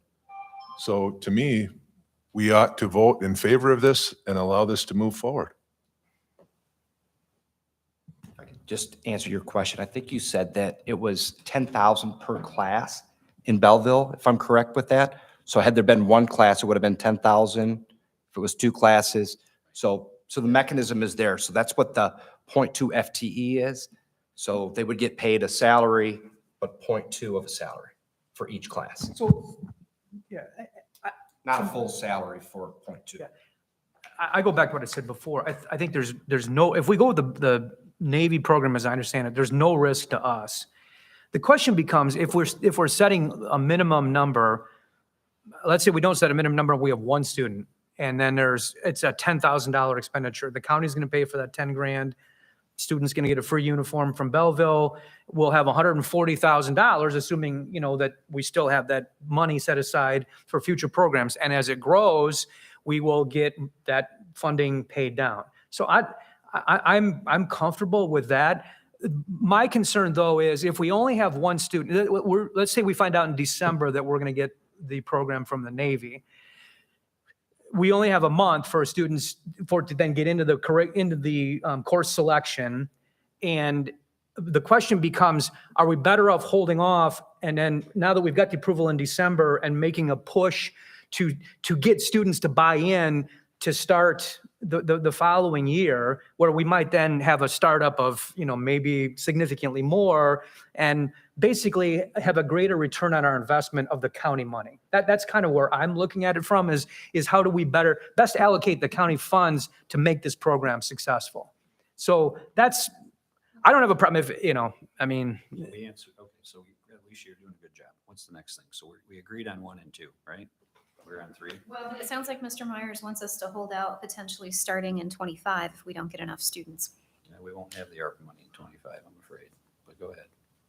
well, then that's a problem then, because then if we don't have it in 25, how is it going to be fully funded by the county if they're, It starts in 24, program start date, money starts to go out. They may just write us a check. The issue is we'll have to get that determined. well, that's what we have to clarify. And see that, and that gets back to why I think that we should table this until we have more of those details, frankly. Well, I know what they approved. Dr. Dargan and I were both there in the finance committee. They approved the launch of this program and using this funding to start it. So that's what they've approved. But if it's all for 2024, John, It's then, not all for 1 year. That's not the case. So that have to be expended in 1 fiscal year. No, okay. no, we can spread it out. So I'm confident that this organized mess is in good shape. It's not a mess of this organization of what we're doing here. So So we agreed on 1 and 2. we agreed on 1 and 2. For number 3, Student it's enrollment, asking us to pick a number for student enrollment for the first class. okay? Number 4, appropriate staffing secured by June. 24. and appropriate facilities identified by June. Let's talk about 4. Staffing required to run the Navy program can be a Navy, 8 years or longer person, and then, or a Marine. So either one can teach this program. And that's what allows them to do it. Certain, they have to have a certain ranking. The staffing for our program, because we'd have one staff member, if I recall, he recruited his own staff from Belleville. So the Navy didn't provide him staff. When they took on the fully funded program, then they provided the staff this year, correct? Correct. Okay, so we would then interview the veteran or somebody that's active and just retiring and have them be our instructor. And there may be people within our school that actually are capable or already on staff that could do this. So would we have any problem with giving ourselves that deadline of June to have the I staffing? don't believe you'll have any trouble. Okay. And it sounds like the administration of the high school has already talked about the facilities, so June for the facilities is probably not an issue either. So I mean, I think if we can pick a number of students, we can actually, as a board, pass this resolution. And just to let you know, your ARPA funds, they had to be obligated by 2024. That's why they were looking to probably fulfill the funds. They have to be spent by 2026, December 2026. To get some more details. So Bill, you're saying how many? 5? Bill says 5.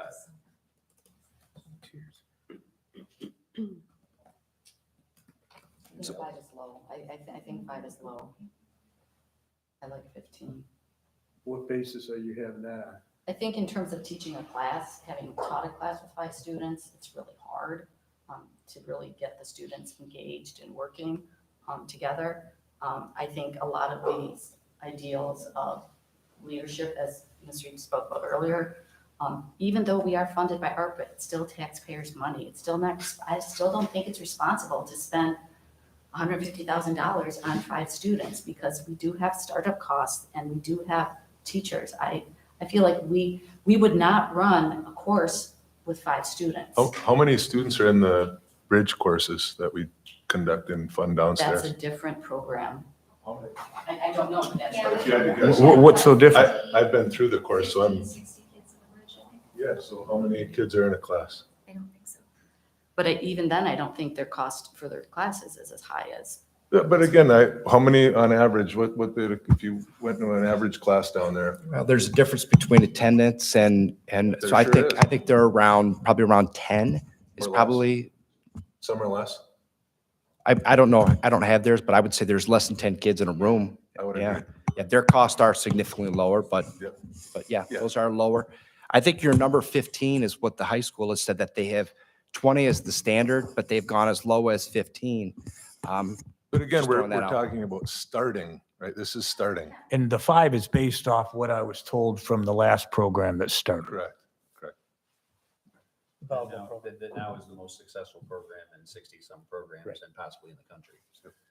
But again, if we can't get 5, we can't get 15 Well, how about- students, what does that say for our future? I mean, next. Well, How about this then? Since we've got folks that are convinced that we're gonna have more students than we know what to do with anyways. In time. What if we say, we can start off with 15, which is what the high school would normally require, but ask that the administration report to the board if we have less than that, so that the board can then have the option to have the program go forward with less. If we get 14 kids that sign up, I'd vote to have it go forward. But again, I think from the feedback we've received I haven't been involved in any of the direct discussion, but of the communication that's been presented to us as a board, I've heard that it's common when these programs start to have a very low number of students, especially in the first year. So I'll go back to the kind of consistent theme I've shared on this subject tonight. I really believe this comes down to, do we believe in the intent of this program? And do we really truly believe in supporting and making this program possible in Brighton and for students in our community? And I have confidence that while there may be a small number of students who participate in year 1, based on what I have heard and based on what Dr. DARPA has shared, I do feel that the program will grow and will be successful. My own high school growing up had a very successful JROTC program, and students from all walks of life participated in the program and were very proud to be part of the program. They came to our basketball games. They came to all of our football games. They marched in all of the parades in my little hometown. And it was a pillar of our school for many, many students. And so I think we ought to vote and let the vote dictate what we do as we go forward. If we're thinking about this from a wish list perspective, to borrow from Mr. Conley, from that dream sheet of all of the things that we want to have available to our students, it's on the list.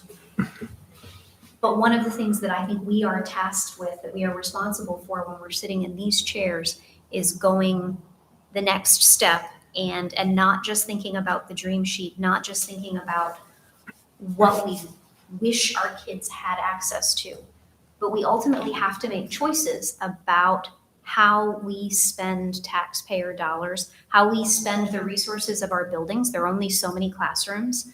How we spend our administration's time in hiring staff. Where do we put our focus? And I think this would be a wonderful program and has the opportunity to be a big impact at our high school.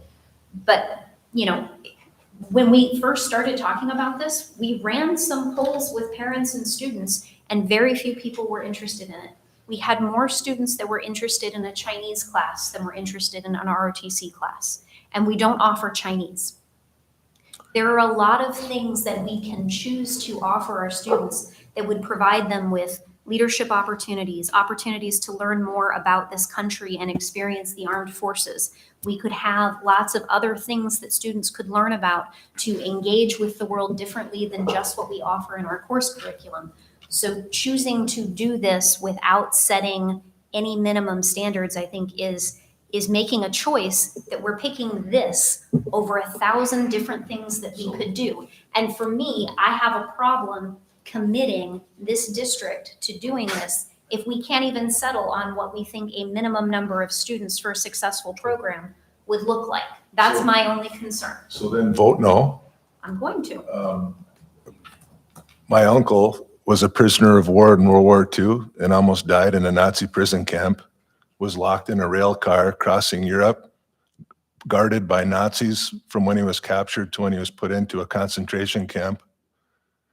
And I spent my entire life listening to him talk about what he endured as a prisoner of war in World War II. There's no, the 1,000 things, the wish list.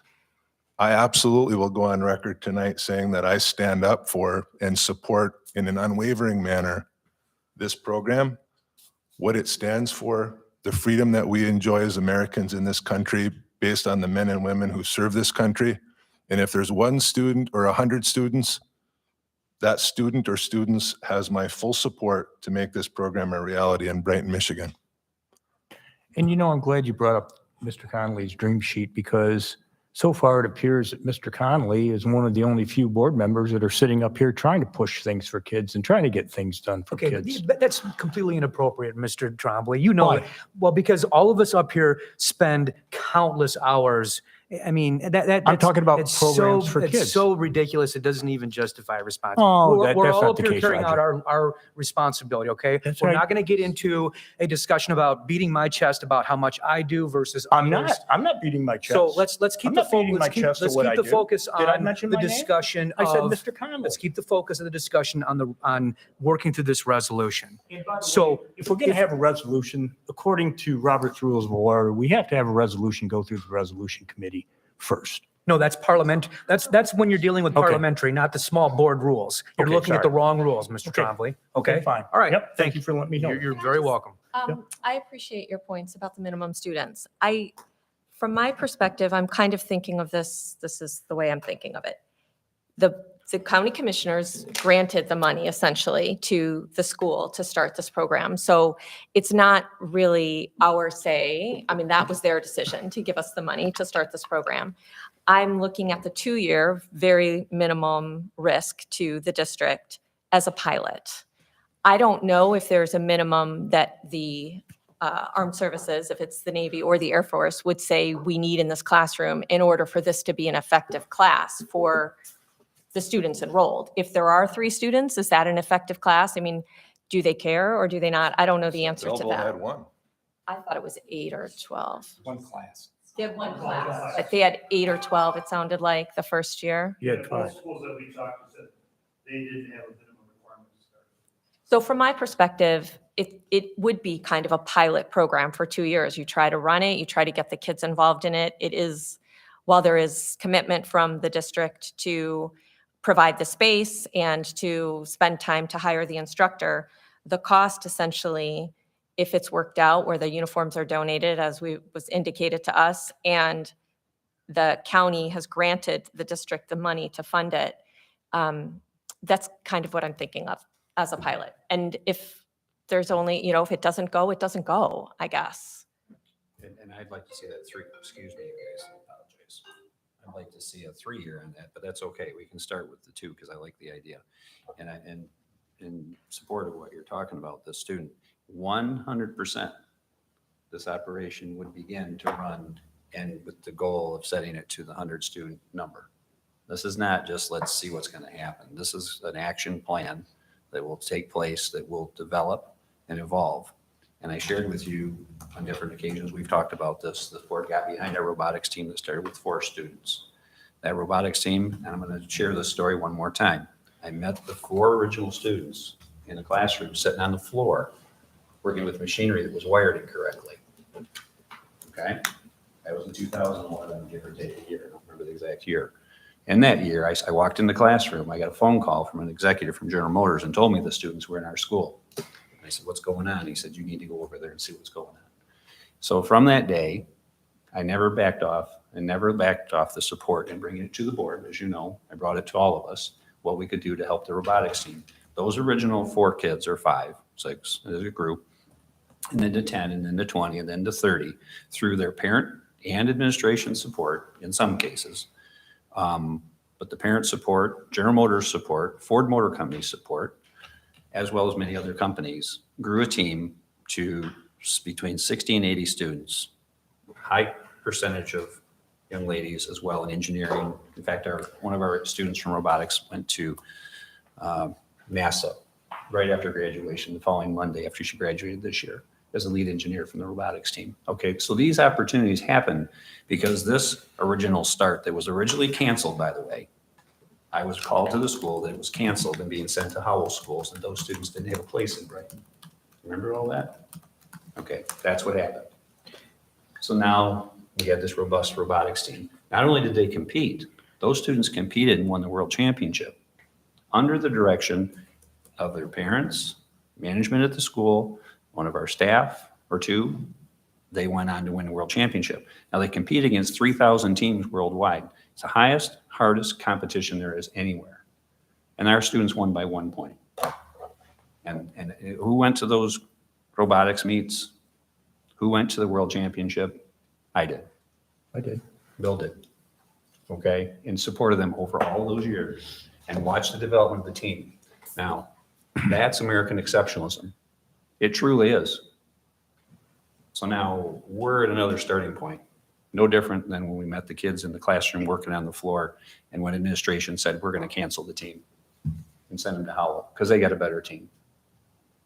All right, so that's what we're here to do today. Use some vision. We can do this, and we will perform. In the event we fail, the students that will have attended this program will have lifelong learning skills that they never would have had. So whoever is in the program, whoever gets the gift of being in this program, will have an opportunity that they never would have had. There's no failure in this.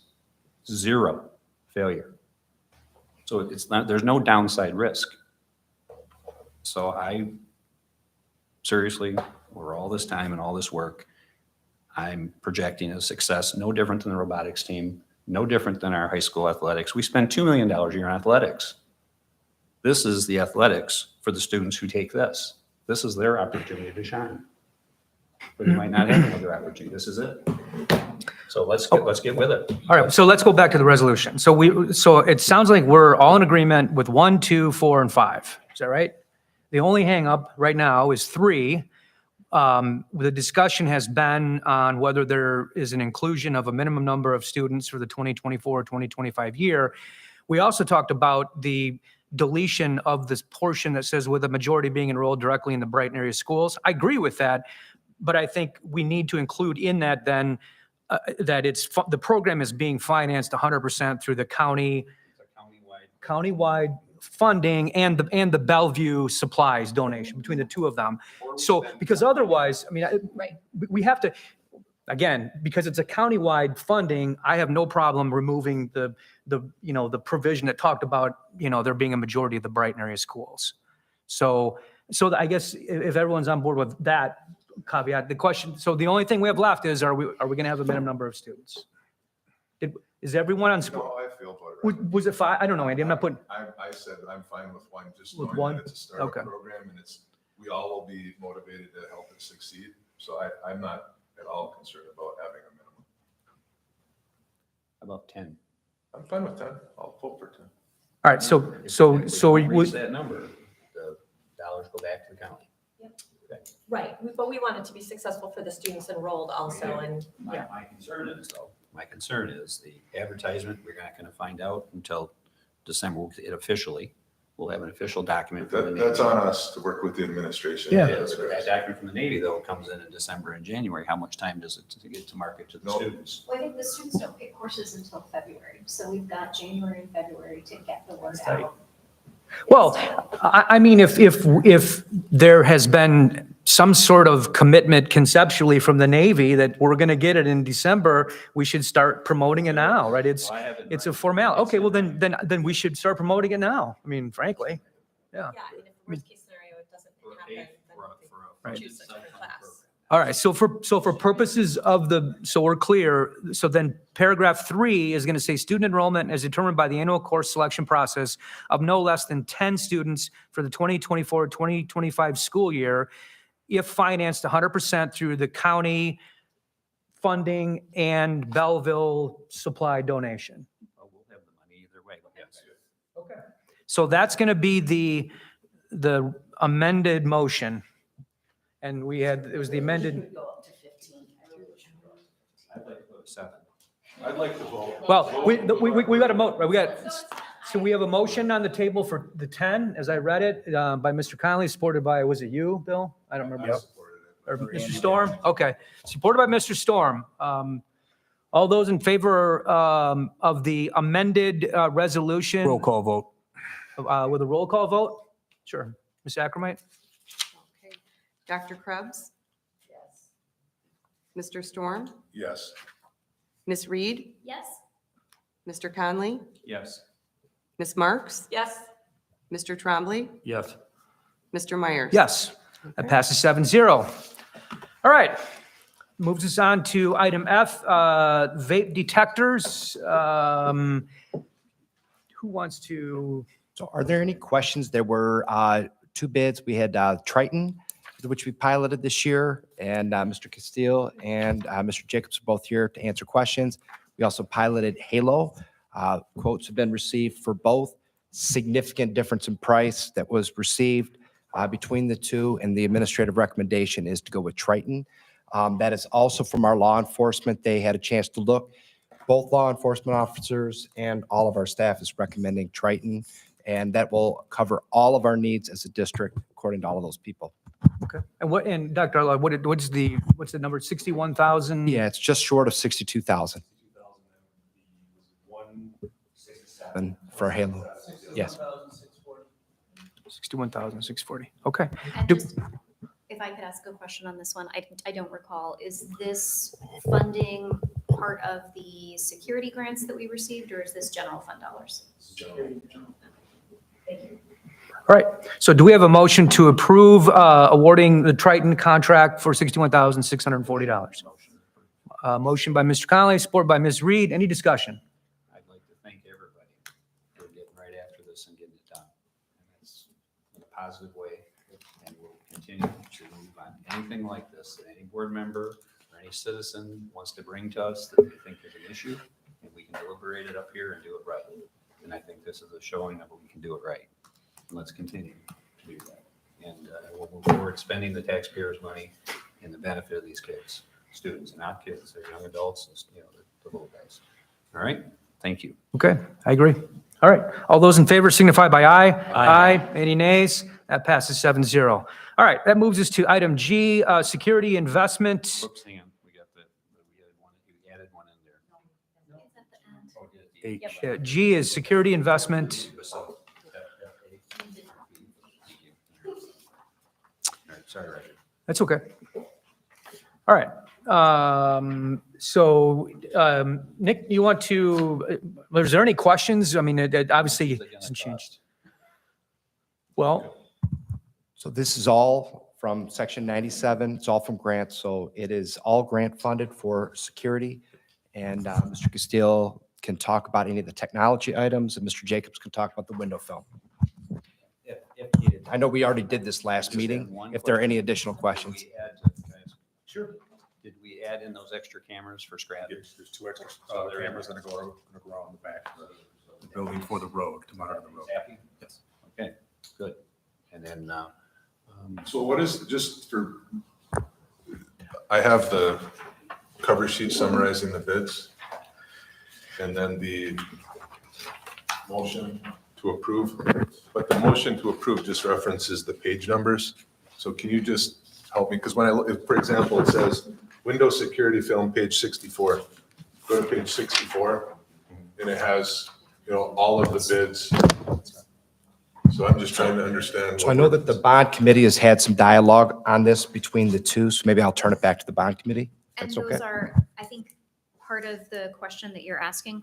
This summary of the bids is just about the window film? Yes. And then the Presidio stuff is about Yeah, the yeah, cameras? no, I Okay, agree with you, got Mr. that. So my question is, what's the recommendation? Because on this, it says, following our needed security investments, et cetera, et cetera. Yep. Window security film, page 64. It doesn't say window security film, hypothetically, you know, Nationals Glazing Solutions for 260 or 297, 552. So I'm just asking for clarification, what it is that we're authorizing. so, I mean, Scott, you can chime in. My understanding is the two bids, well, there's the 360 life safety, which you see the $262,734. Okay. That includes all, and that's a Brighton area. So is that this first line, Roger, right here? When you say this This first line. window security line right here? What is that? Yes, yeah, so that, all of these bids relate to that window security film. Okay, So the 360 Life Save is a local company. Their bid of $262,734 includes all exterior windows and film on all So the interior windows. recommendation is to approve 360 life safety in the amount of 262,734 for the item window security. Not necessarily, Okay. okay. The Buster blinds, you see the 3M Ultra S800, that has 218,160. That particular line item only includes exterior windows.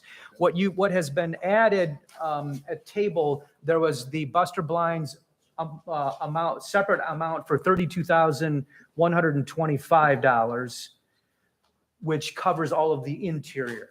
Okay. Okay, so the total for when you're comparing an apples to apples of the 360 life safety and the Buster blinds, it's $262,734 for 360 life safety for exterior and interior, and Buster blinds for exterior and interior is $250,000.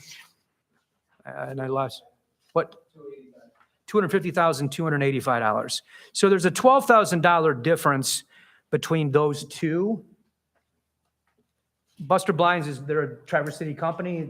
As I understand it, they have, they come highly recommended. They have great references. As I understand it, Mr. Jacobs, you don't have a preference one way or another. It's whatever the board. Buster Blinds and Traverse City did offer us a lifetime warranty for labor, not the film. We buy the film, if the lawnmower breaks the window, they'll come out and replace it for free, rather than we buy them through. So I think the question is, do we want to spend an extra 5% to source it to a local company versus? Is the local company privately owned? Is it a local business? Yeah. Not a national, global type business? Local. Okay. And the other company, the local company, is the company we used last time around up in Bond, so we know what kind of work they do. Buster Blind, you're saying? No. No. The local company, 360, they're 12,000. Oh, 360, But okay. they were the ones, look, they're right over here in 23, they're the ones that did the film for us last time around. I'd support a local company. Roger, my spot on that is the company from Traverse City, I'm sure is wonderful, but we have a local company that can have our service here in the area. Yeah. And also they do pay taxes in this county. And obviously it was a tight bid. It's close. What was it? It's 5%. It's a 5% difference. So what's the total in cash? $12,000. Said 12,000. You call and ask them if they'll half that with us and split the difference. I don't know if you can do No, that no. with bids. Just talking out loud. So, but I'm in support of the local. Yeah. So we have a motion to approve the bid from 360 Life Safety. So moved. Moved by Mr. Storm. We have support. Support. Support by Mr. Connolly. Any discussion? All those in favor signify by aye. Aye. Aye. Any nays? All right, that passes 7-0 with regard to the window security film. And then the technology component, is there, I know there was a question asked by Mr. Conley regarding the clarification that the 2 extra cameras were added. Cameras will go around the outside back area leading up to the road, staff station. My concern is it addressed our professional staff, which is the officer, his concerns. That's all I care. And if we got to add something later, we'll do it. But All right. So do we have a motion to approve the security cameras, server upgrades, Motion and to intercom? approve. Motion by Mr. Conley, support by Ms. Reed. Any discussion? All those in favor signify by aye. Aye. Any nays? That passes 7-0. All right, that moves us to item H. Roger, one thing. Sure. We should talk about what that, how much that was. What was the total amount on that approval? So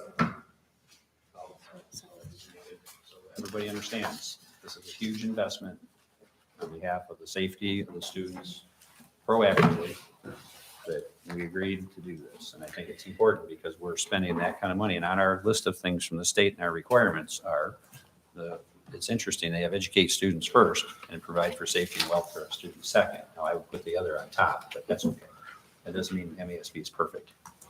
Yeah, no, and I mean, I agree. I mean, I think this represents a clear further commitment that we have to the safety of our 100%. students and staff and 100%. community, absolutely. And We're doing that to our best ability. And obviously, we hope we never need them.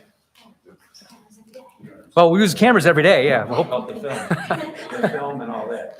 We shouldn't need them. Dr. Outlaw definitely uses the cameras, right, Dr. Outlaw? All right, so now that moves us to item H, the vape resolution.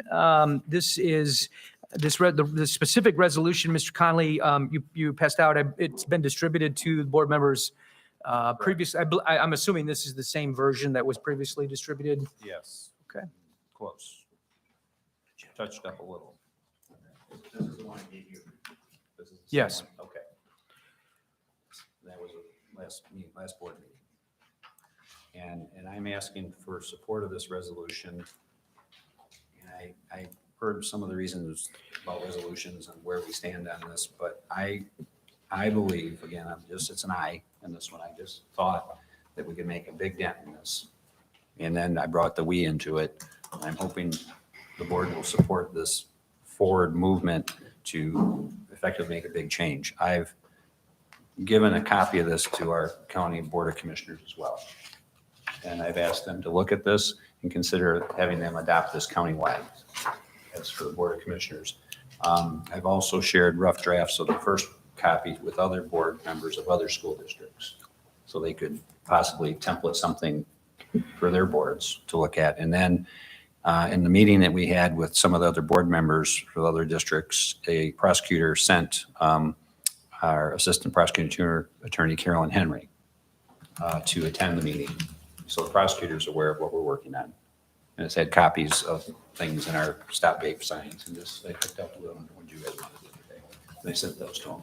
So I think this is a forward step in protecting students. And there may be other resolutions we want to do that would be very similar to this. The other board members have concerned. My thoughts were, this has been so damaging to our youth.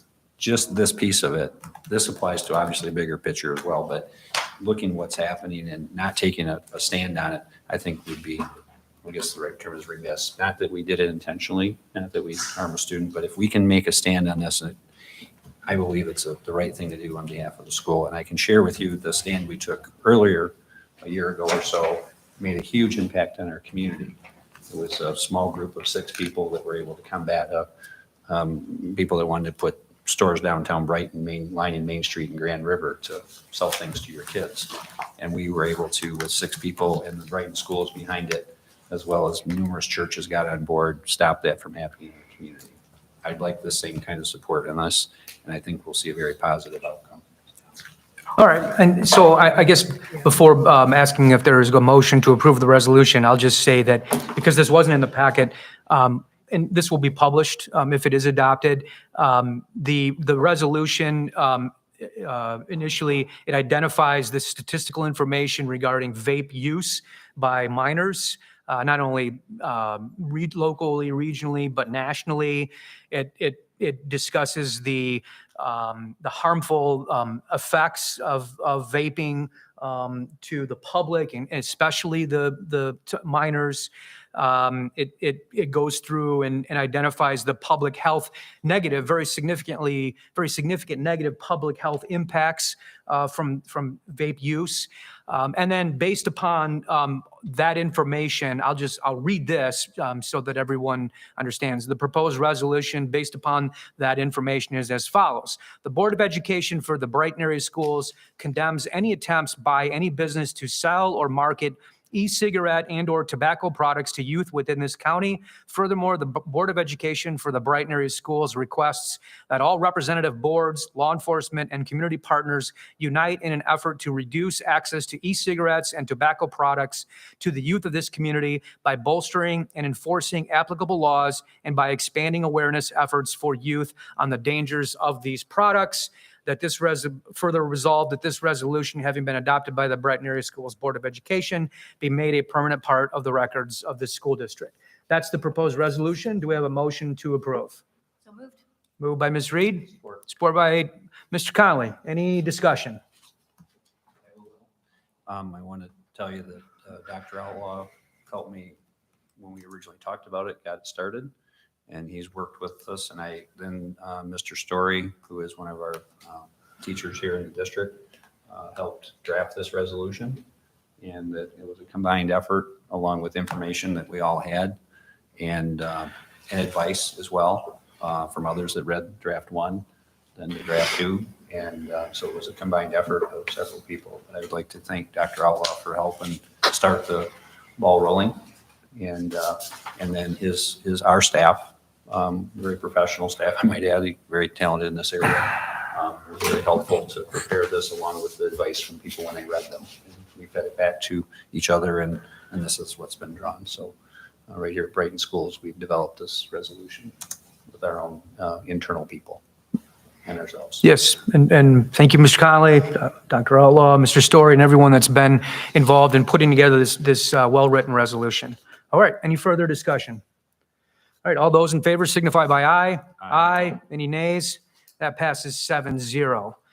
That moves us to item I, which was the added item waiver of attorney-client privilege regarding the June 12, 2023 communication. I do want to just state at the outset that it's very important that any discussion about this cannot disclose anything that was contained within that communication or the conclusions drawn in that communication, because that in and of itself would constitute a waiver. So any discussion or debate about the position by any board member regarding that waiver cannot include that information. So, Mr. Storm, I believe this was your.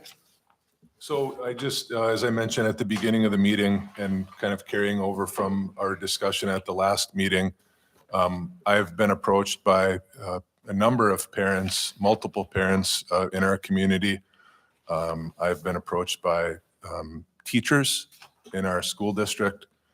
And ultimately, I feel that what we as a board reviewed, we can, there's a way that we can ultimately preserve the confidentiality of the involved parties in the report, but uphold our responsibility to the community in this district to share with the community the findings of the report to improve how our district handles such matters on a go-forward basis.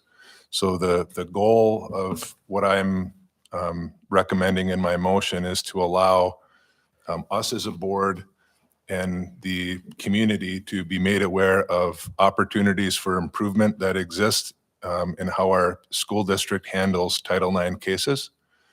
And it is not to establish or determine who is right or who is wrong, or even to obviously share or get anywhere near the involved parties. It's strictly to allow us as a district after 3+ months now to actually use the findings of the report to improve how we as a board and how the administration ultimately ensures that these matters are handled in an appropriate manner per state law. Okay, so we have a motion to waive the privilege by Mr. Storm. Can I ask a question? So I'm going to try to, But before we get to that, yeah, we have a motion. So do we have a second? oh, I'm sorry. That's okay. All right, support by Mr. Conley. Okay, Dr. Krebs. I just want to clarify this. So this is, I'm going to be really careful how I'm saying this. So this is the report on the Title IX. That's correct. My understanding, though, was when we received that report, it wasn't finished, that there was more forthcoming. So it's my understanding that the report is finished. We haven't seen the report yet. have we? I'll explain. And again, I may be wrong. I'm not suggesting I'm right or wrong. This is my understanding, which is why I made the motion. We received a completed report from a third party, and it was presented to us, and we reviewed it in detail. And it's my understanding there are other unrelated separate instances that we as a board are also considering and will evaluate as they come before the board.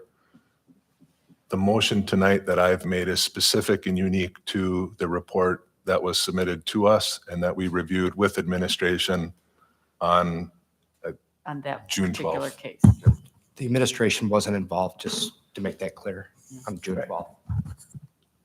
So we're just looking at the one instance. That's just correct. the I would, initial I would, report I that we would were given based on the absolutely June advocate, 12. Dr. Krebs, that we follow the same process Okay, in the so we're not future asking because for I all think of it's them yet. important. I'm not, that's not what I'm asking for. I wanted that clarification. Yep. Thank you. Any further discussion? I also want to be very careful how I word this. I think, well, I'll start off by saying I agree that we need to complete that work with something that is visible and open to the public. I think we owe it to the public to let them see that we are being careful in how we exercise oversight of how the district performs in accordance with its policies and procedures and how we evaluate the effectiveness of those policies and procedures. And I think for me at least, the goal of this work is to do just that, is to have answers that allow us to inform a refinement of our practices, whether those are policy changes or changes to training or other things that we might need to do within the district. And I think it is very important that we have something that we can use to support very fulsome discussion here at the board table about, where we want to go next. And to do that, we obviously need to be able to talk about where we are right now.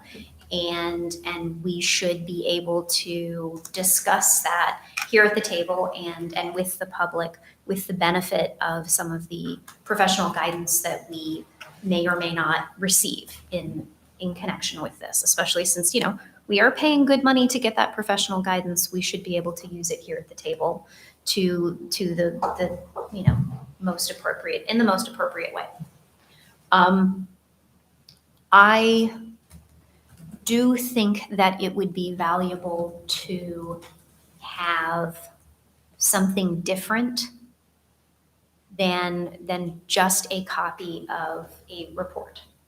I think in my mind, I'm thinking of this similar to the way sometimes you will have audited financials prepared. There will be audited financials, and there will be a management summary. I know you see that a lot with like SOC 1 and SOC 2 reviews. You get a management report that is, or some other version of the report that's going to be prepared and shared more openly than the detailed work papers. And I think it would be appropriate in this case for us to ask our outside counsel to prepare a document with that in mind, so that we have the information that we need to have the detailed policy and practice discussions that we need to have here at the board table, but without the details of events that would jeopardize the privacy of the individuals involved. So my recommendation would not be to waive the privilege on the exact information that we've received previously, but to ask for something else that we would then vote on whether we wanted to relieve or waive the privilege. So, I mean, I appreciate the reasonableness there, and I guess what I'm hoping for and the basis of my motion, my concern in that would be it would water down the reality of the circumstances that, were captured in the report. I will say what I care most about is being able to actually act upon what was presented to us. And so I want to be a good partner here. So if ultimately a majority of the board, and it doesn't need to be tonight, but in the future, if that request was made and we could potentially receive a version of the report that preserves the confidentiality of the involved parties, but leaves the report intact other than that, if you follow me, and also receive from third-party legal counsel what you suggested, and then as a board review that and make a determination on what we think makes the most sense to utilize in a board session. I'll support whatever the majority of the board supports, but I want to advocate for the redacted report versus I think the words used were watered down version. Because I'm very, very concerned about it. The watered down version, that's more of like a bulleted summary, like losing the reality of what actually transpired, provided we can preserve all of the confidentiality of the involved parties.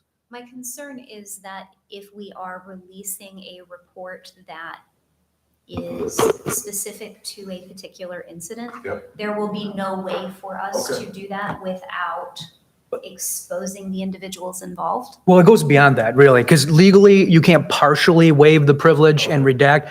If any of that is released, it's a total waiver. So that's the practical legal problem with, and I respect what you're looking for. I mean, what right. I care about is that we as a board are able to act upon what we ultimately requested. So I will support what the majority of this board feels allows us to have that conversation and address what was captured. Yeah, and following up too on what Dr. Krebs mentioned, we're going to get an additional analysis done.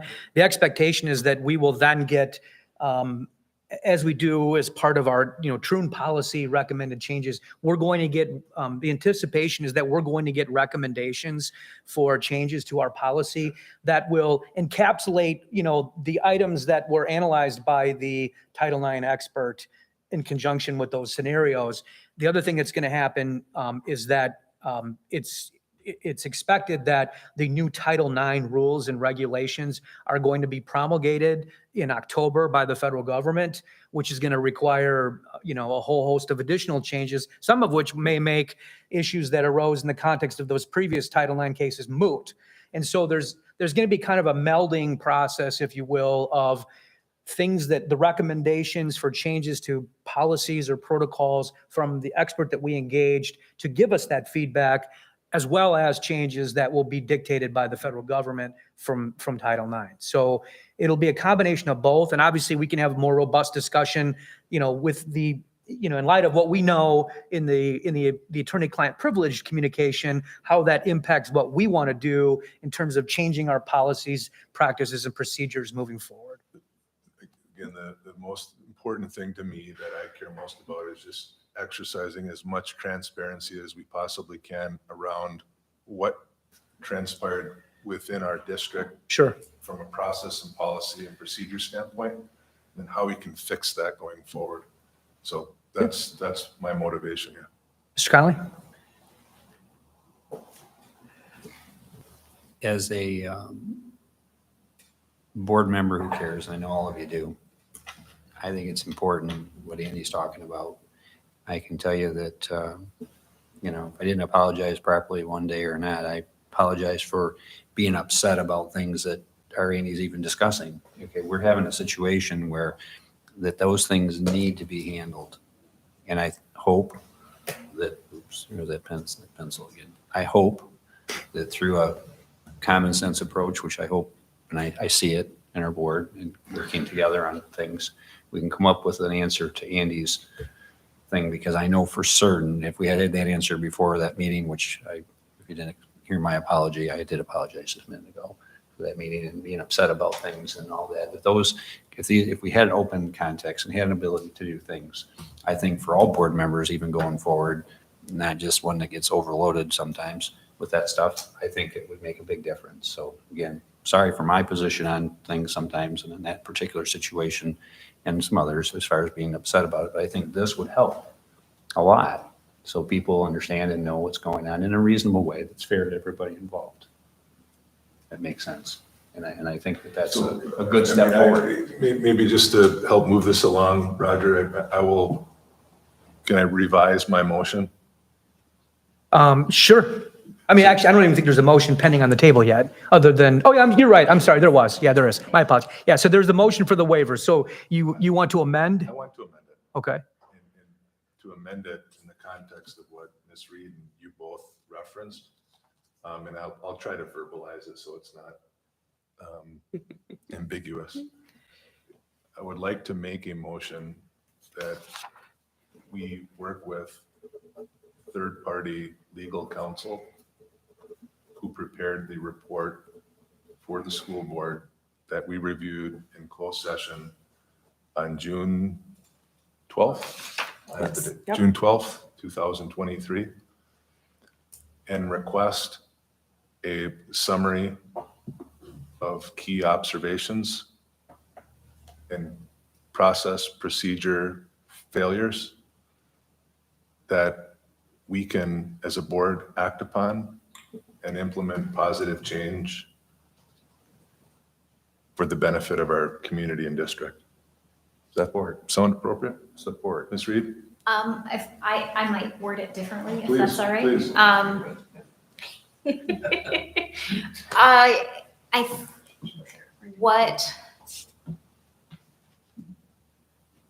What I would recommend amending the motion to is that we direct council to prepare a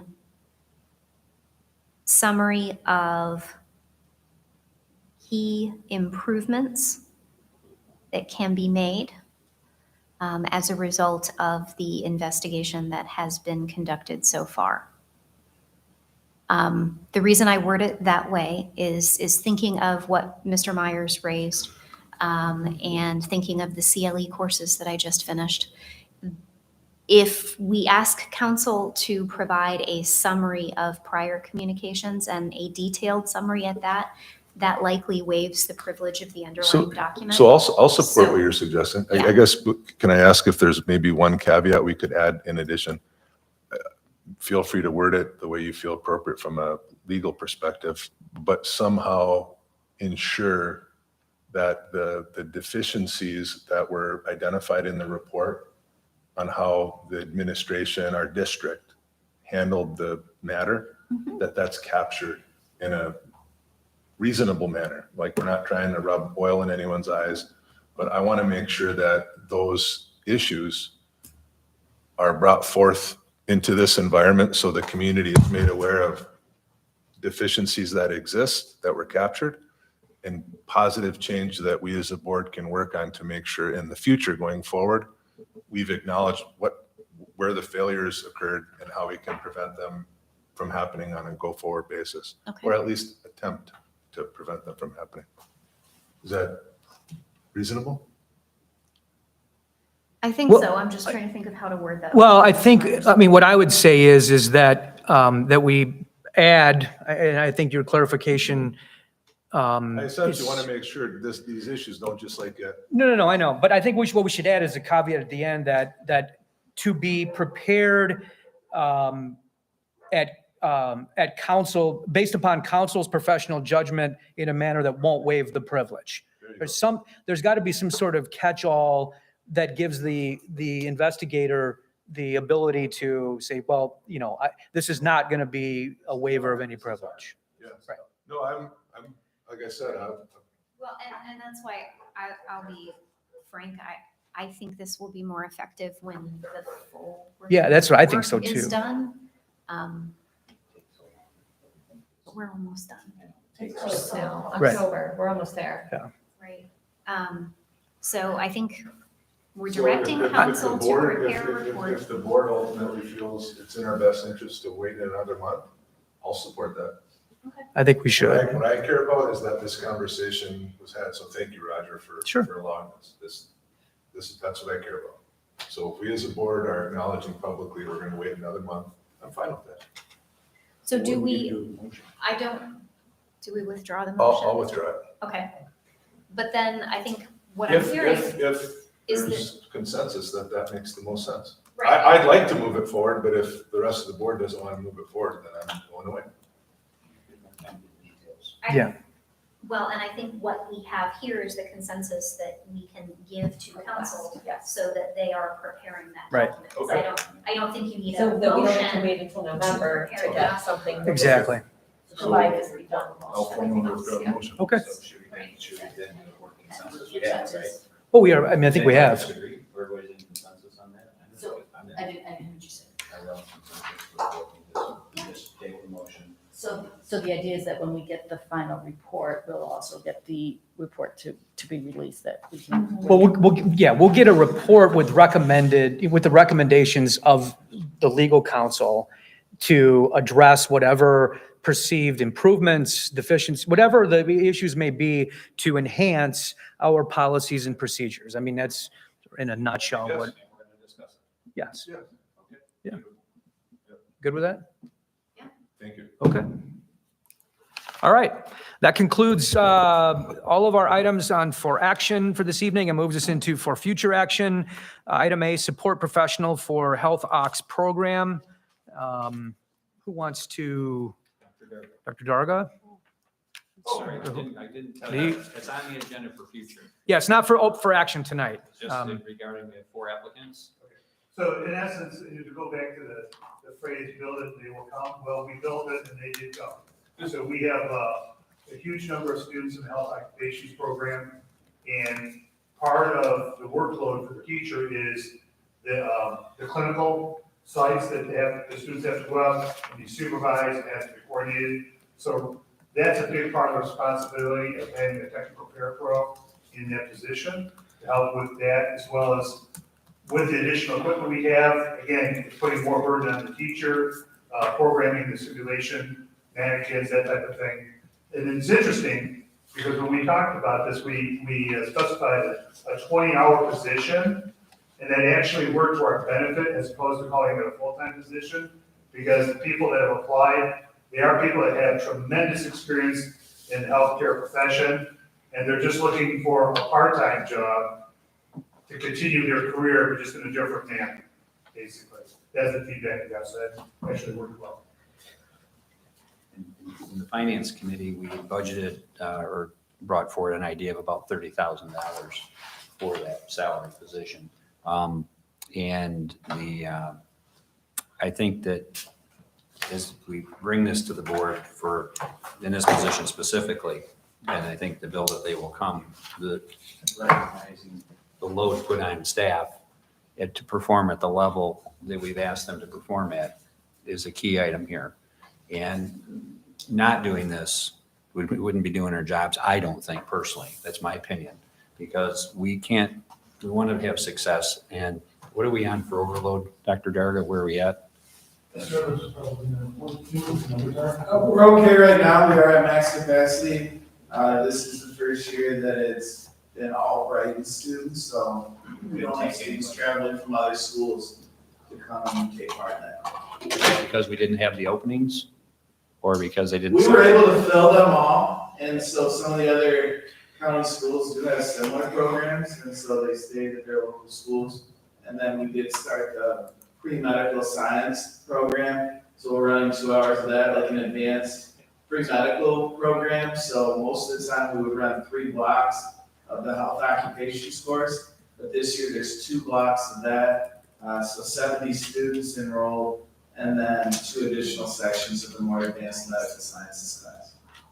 And also the instructors taking on competitions and doing competitions outside of the school, which was a discussion that was had a year and a half ago or so. And she's taken that to heart, and the students performed very well last year in their first competition. And those are great opportunities in that profession, similar to robotics or similar to automotive competition. So they're doing it in the health ops area. So my position as a business person and seeing what's happening is I just thought this is a minimal thing to do in support of our teacher in this launch in this program. And I also believe there's other classes, and people have asked, well, what are we going to do about the next class that needs somebody? What are we going to do? We're going to put somebody in the class. That's my opinion. We should at least talk about it. If we have an overload situation, or not even like we're at capacity, but yet will this professional assistant, so the one that I saw came through, the person that may be an assistant had 40 years working for a local hospital, correct? 40 years, and had students that went to Brighton schools as well. So that person would come in and assist at a high level. So you really can't beat that as an opportunity for the kids. And I don't think the course level that's being taught, the level of knowledge that's being taught, and the high level, and also meeting all those in the between, I don't believe it can be done alone, period. One of the questions that I had when we were talking about this is this idea of, the one-offs I think are concerning to me is when we just kind of pick something, this one needs help, this one needs help. If we could do more of an analysis, maybe ask the administration to get some kind of guidelines in terms of what do you see, what kinds of needs do you see in some of the other coursework, some of the other programs?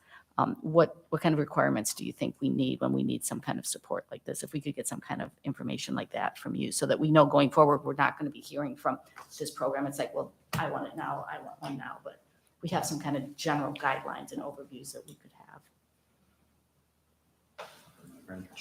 Yeah. I personally, my opinion is I'd love to hear from them all. And the reason I'd love to hear from them all is I'd love to spend the taxpayers' money to support each one of those programs, one after another, and line them up and spend every dime we have in the bank. Right now, I have $4 million sitting there. Okay, it's to be spent on students. Spend it all.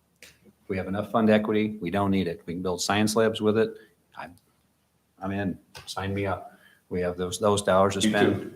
And so I'm in a position as a different than you're in education. I'm a technician.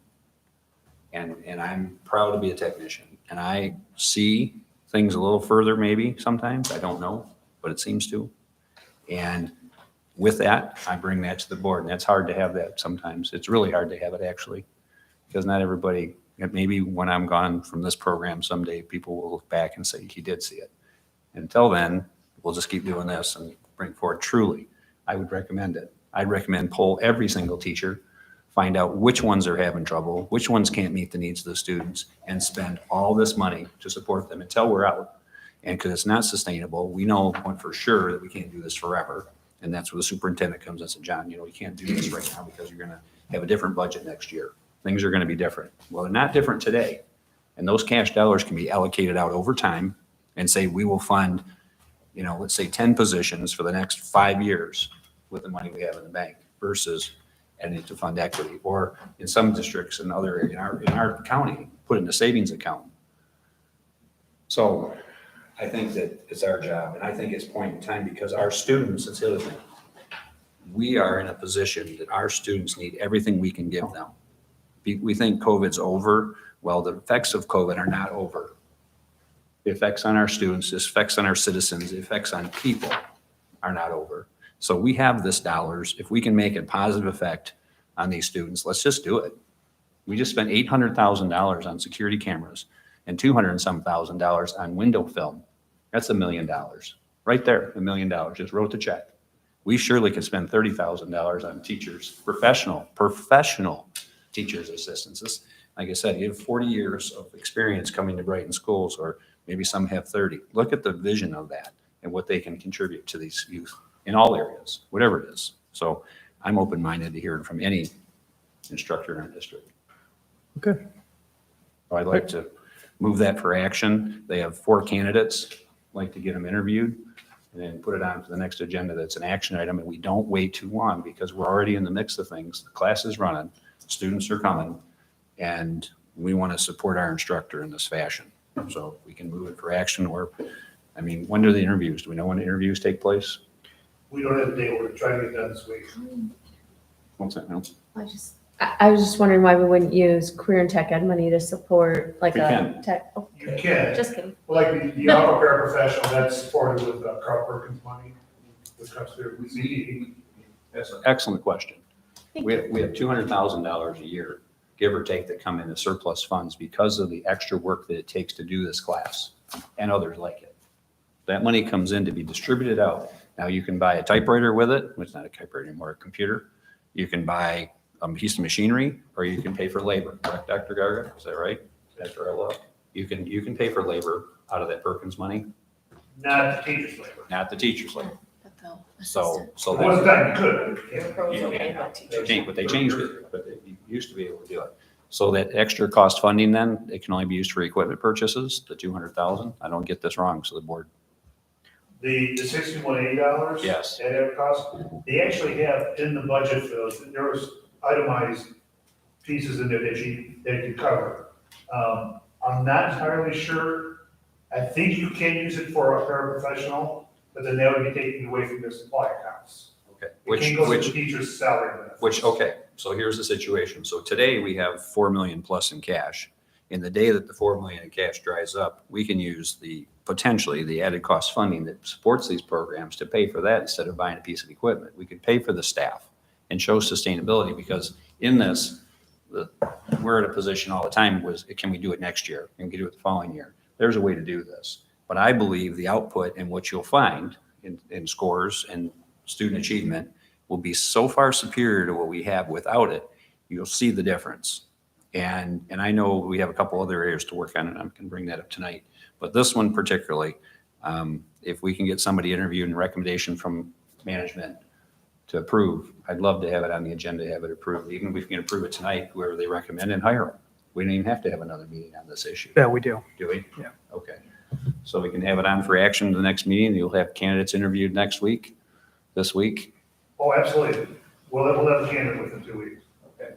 So if the board would support that for an action item next, well, that would be great. Good. And then we set a precedent. We set a precedent that we're willing to invest those dollars, similar to the security stuff, and give it a run. Okay. Thank you. All right. That concludes the for future action portion of our agenda, moves us into board committee chair reports, community recognition. Do we have any chair reports? Yes, the Academic and Curriculum Committee met this morning. We discussed, the administration presented college readiness scores, and it was really encouraging to see the improvement Brighton has had since 1819. Looking at the strategic goal was in 5 years from 21-23 to be at 66%. So I think it was at 49%. Trying to remember the numbers. I think it's currently like around 54%. 54 and a half, yep. 54 and a half. Got to get that half in there. So the most recent was a 54 and a half, and the goal is for it in a couple more years to be up to 66%. So that was really encouraging to see the growth and seeing that it's been continued the growth even through the COVID years, that Brighton continued to grow, comparing us to some of the top 10 districts in the state. Then we looked at the accelerated learning review and just we're learning about what the district was doing. So that was it. It was really good. Thank you. And I just have to add, this wasn't part of the committee, but I'm really excited. This is a community announcement. The High School Musical is doing High School Musical. So that's, All right. I'm so excited for that. March of 2024. Get your tickets early.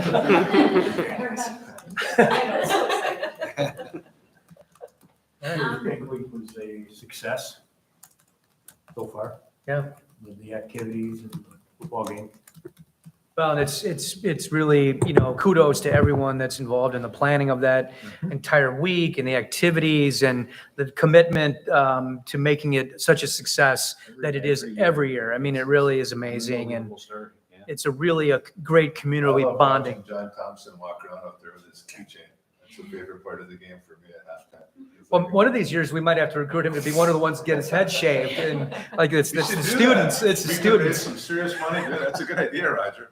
It is. I bet he'd be willing to play ball. too. With the students instead of the students. But yeah, congratulations to everyone in making it a resounding success. I got one thing. if you're ready. Sure. So robotics made a run, just a kind of a preliminary run, running last year's robot at Kettering University. I don't have the details, but they got off this weekend and get to go do that, which is great. And then I already gave you the news on the 9-0 with Livingston County, so that's off the table. And we shared about the tour from the JRTC. I'm telling you, it's amazing, the commitment that men and women have in these programs. It's phenomenal. So that's all I have. The policy committee met last week. We got some feedback on the fundraising form and some of the work that was done there that we shared with the board at the last meeting. And so far, the fundraising form is working well and the feedback's been pretty good. And we talked through some additional work that we will continue to do in that space as we refine the internal procedures around fundraising approvals. We also had a lot of discussion around the threat communication that I know has been important to several of the board members. And the administration presented to us a template for what communications would be made and when. They're still working on refining exactly how we're going to document that to ensure that the process continues to go forward, but the administration adopted the template communications that we reviewed at the committee. And I think that's going to be a big improvement for parents as they look for consistent information about what's happening in our buildings. Great. Thank you. All right. Anything else? I just want to say, Jacob Anastasov is here this evening. He is our new Assistant Superintendent for Human Resources. We obviously approved his hire at our last meeting, and he's here this evening and has graced us with his presence. He's been really quiet. I don't understand what's, of course, he's not on the payroll yet. I understand his first official. Taking it all in. He has an orange tie. I know, right? He gets, right. Give that man a raise with the orange tie. But welcome. We look forward to you officially later in a few days joining the district. And we appreciate you coming here this evening and getting an opportunity to meet us all. And we look forward to working with you and just wanted to give a shout out to everyone who's watching that you're here. And that's who the guy with the orange tie is. So yeah, wonderful. Yeah. Yeah, absolutely. All right. That concludes everything on our agenda. Our next regular meeting is Monday, October 9th at 7 p.m. This meeting is adjourned. Can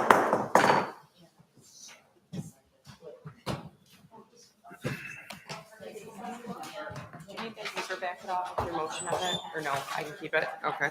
No,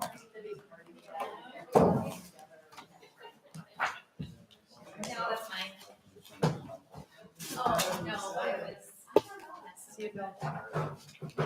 Not you.